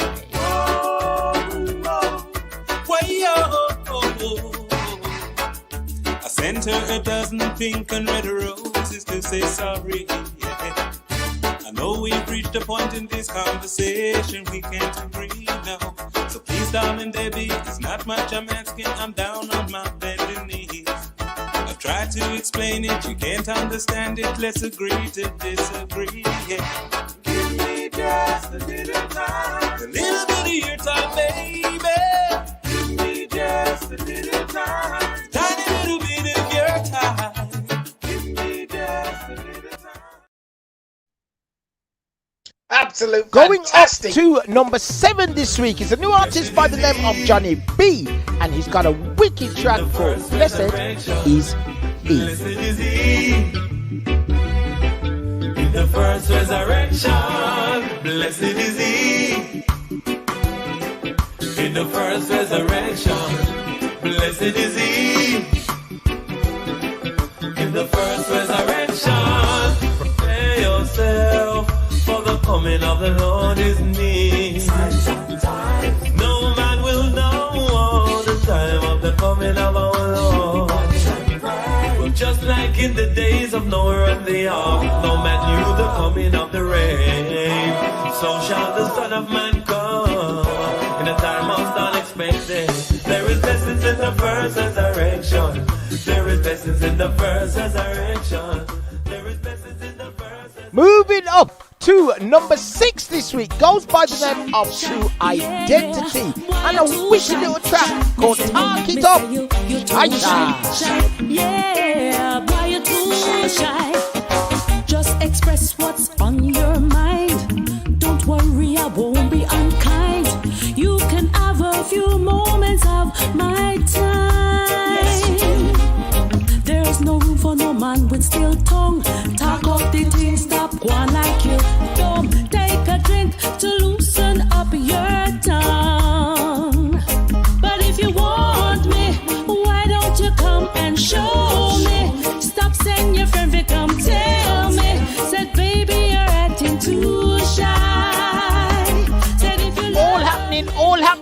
down to number 5 this week. It goes by the name of Sister Ruby, and she says, "Teach me."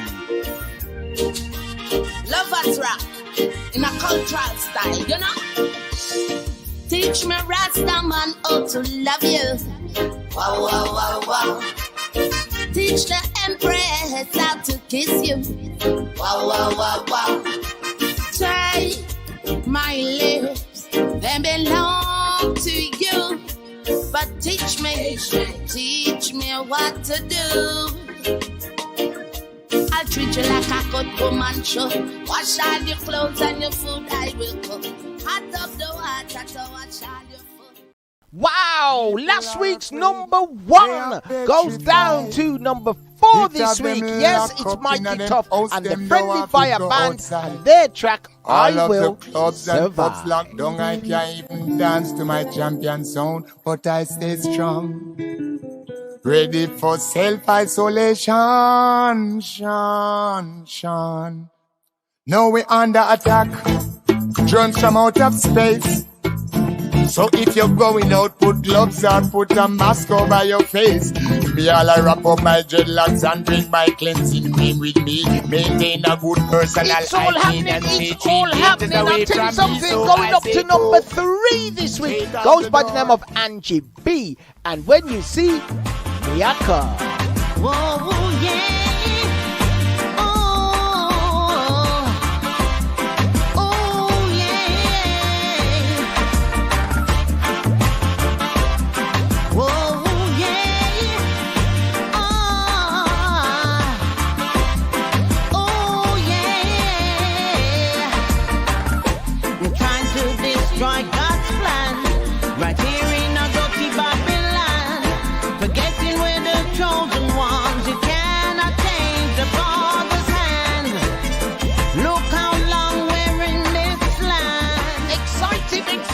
These two have been on it for weeks and weeks, and now in at number 2 this week. As he goes up to that number, he goes by the name of Harmony and a track called Never Letting Go.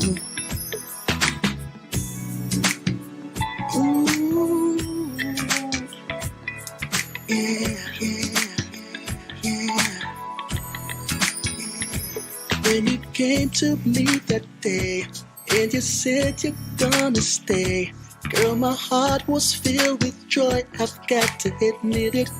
Yeah, I was truly overwhelmed with each moment that we spent. It was clear to me right then that I was committed. Ooh. Hold me, love me, hold me, baby. Well, you know what that means. You know what that means. Wow, wow, wow. We have a brand new number 1. He goes by the name of Colin Roy, and he's in at number 1 this week with a track called I Want You Back.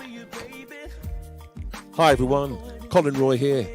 I'd just like to say a big thank you to Stevie J, everyone at Ben TV, and especially you, the listeners, for purchasing and voting for my track, I Want You Back, and helping me to have my second number 1 hit on the Stevie J Chart Show.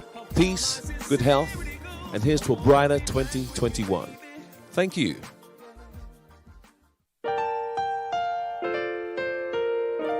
What would I do without you? What would I do without you?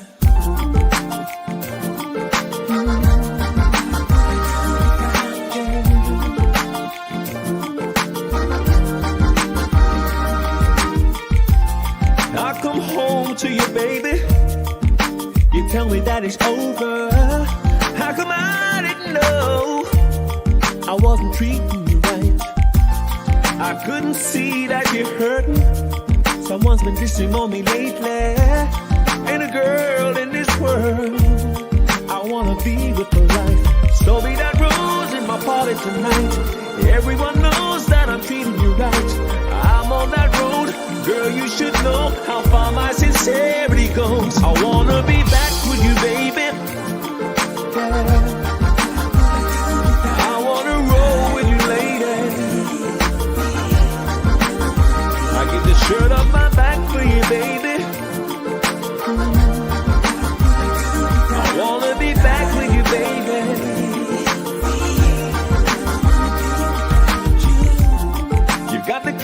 my heart, so don't you tear it apart.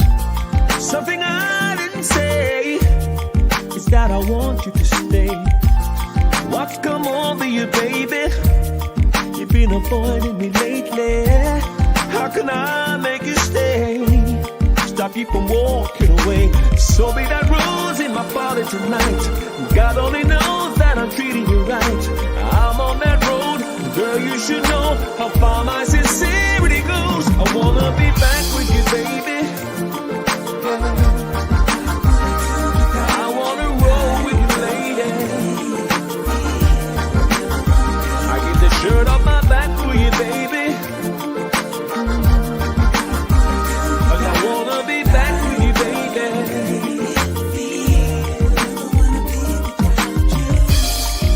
I wanna roll with you, baby. I wanna rock with you, girl.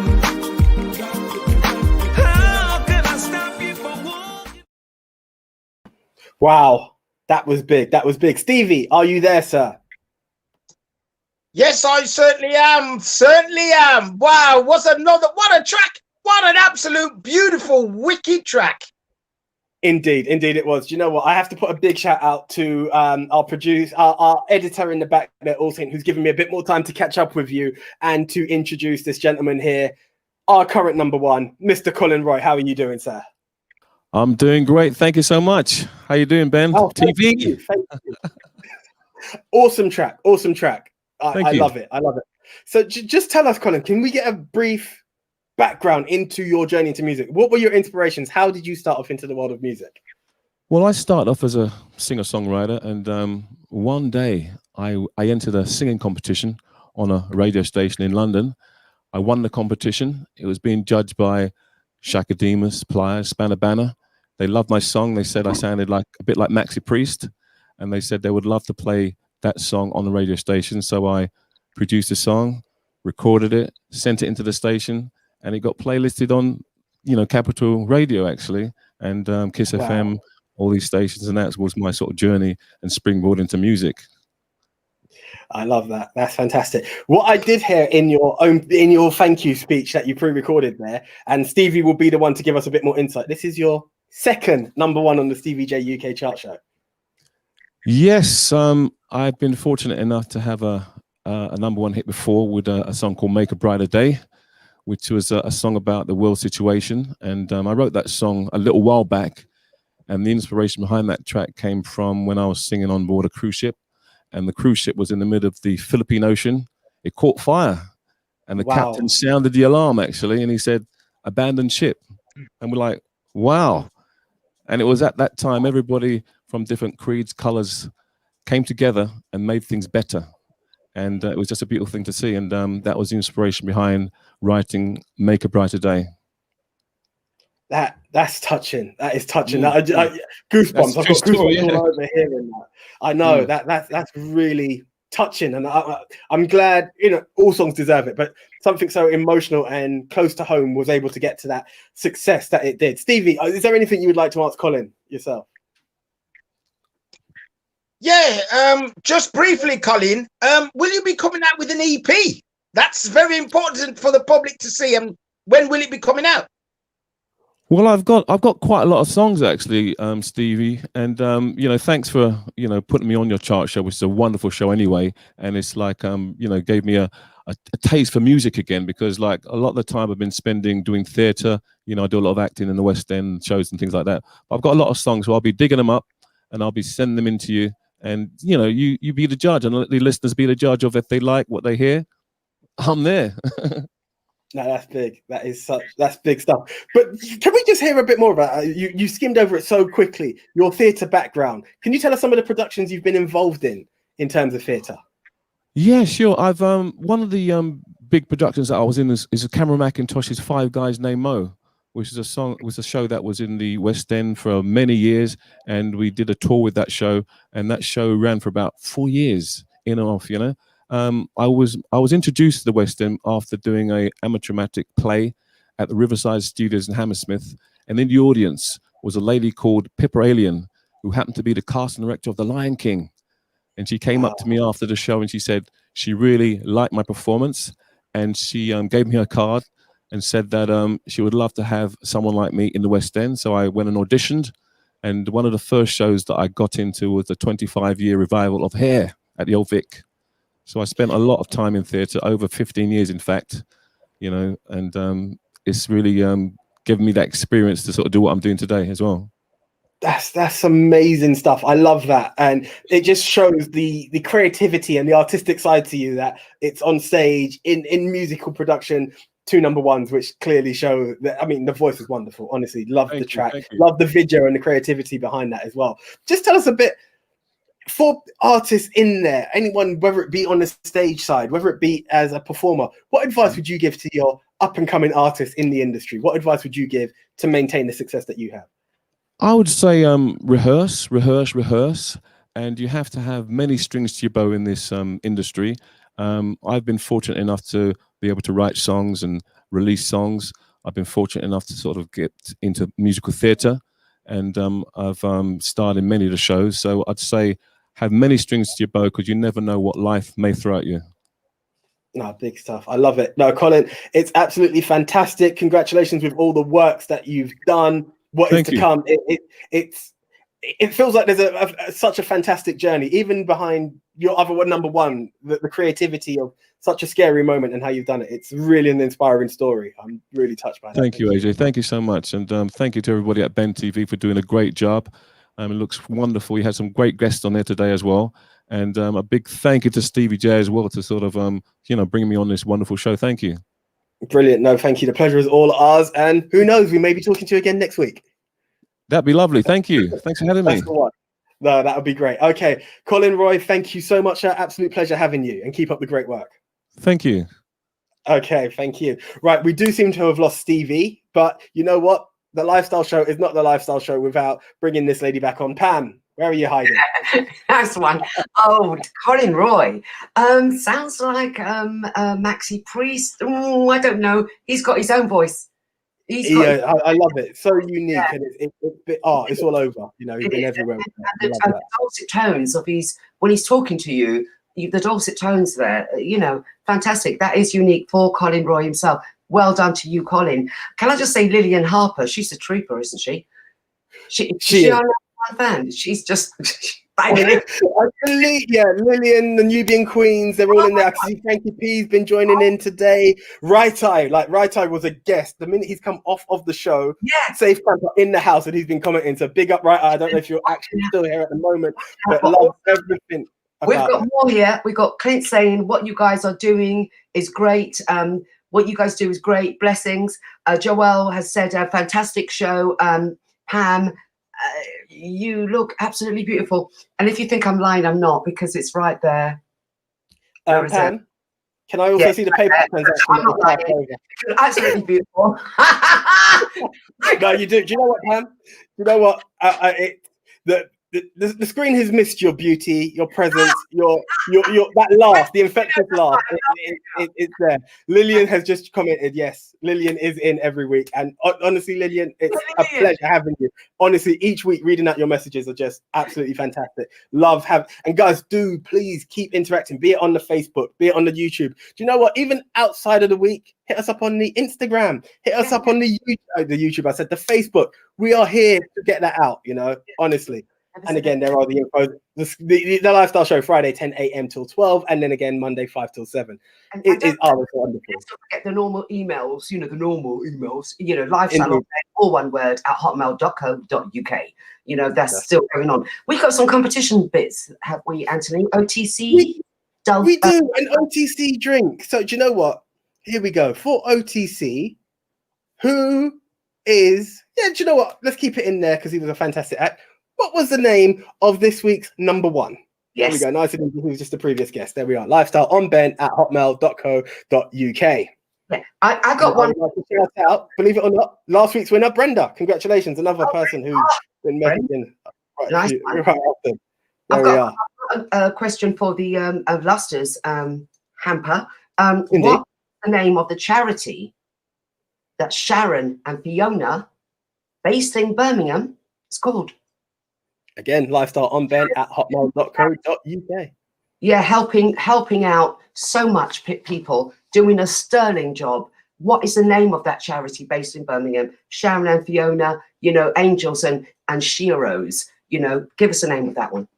Indeed. And right, okay. And as you know, there is the VP record out there. Now, we had Gramps Morgan, we had Right Eye, we had Bushman, we had Keith. What is the name of that organization? Camp. What is the name of that camp? If you can answer that, Strictly the Best Volume 61 will be yours to win. And congratulations to Matthew from Brixton, who answered our correct answer last week, and he has a copy on his way to him. Again, lifestyleonben@hotmail.co.uk for your chance to win that fantastic VP record compilation CD. Oh, that's a lovely one there. Absolutely. Oh, Pam, you know what? Do you know what? Remember the Christmas show? Yeah. Right? Do you remember we had Joachim, our fantastic artist? Yeah. A man of his word. A man of his word. I haven't worn either of them because it's up to you to pick. We have either the red one or the black and yellow. And do you want to see where it gets even better? I'm going to try and get this up. Lifestyle TV. Personalized for the lifestyle show. So big up Joachim with his fantastic hat. Which one? The red. Okay, that means the black and yellow is mine. I'm not going to put it up because the hair hasn't been plait yet. But there it goes, people. You're looking well groomed. You're still looking well groomed. What a bumper of a show today. But we just want to say thanks for everyone watching the show today. We just need your support. We need that going on. New subby, what's that? Subby? A new subscriber, Mama Mosey. Thank you so much. You are welcome. I'm glad you've enjoyed it, that you subscribed straight away. I absolutely love that. Thank you guys so much. This is great. I'm loving it, guys. And please, guys, tell a friend to tell a friend, because without you, there is no us. So please like, share, subscribe. The Lifestyle Show do appreciate you. Pam, the floor is yours. Tamaray Event Designers, Targetti Tees, Lusters, OTC. Thank you ever so much for your support with this. And like I said, all of you watching and giving us that support, we need your likes. We keep needing those likes. Keep coming in with those likes. We want that. And all our guests, that came in and nicely had a lot to say and had great things to say. It's been a fantastic show. We want to give out this safe message. Of course we do. We need to do this. And even more so, we need to stay safe. We need to stay strong. And we need to stay blessed. Yeah?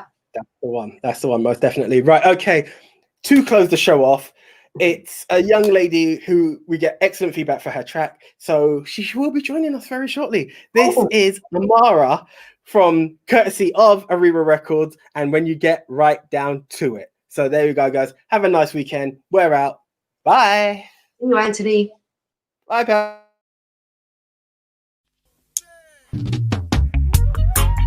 Yo, sir. When you get down to it, let me know, innit? Because I've been waiting a long time.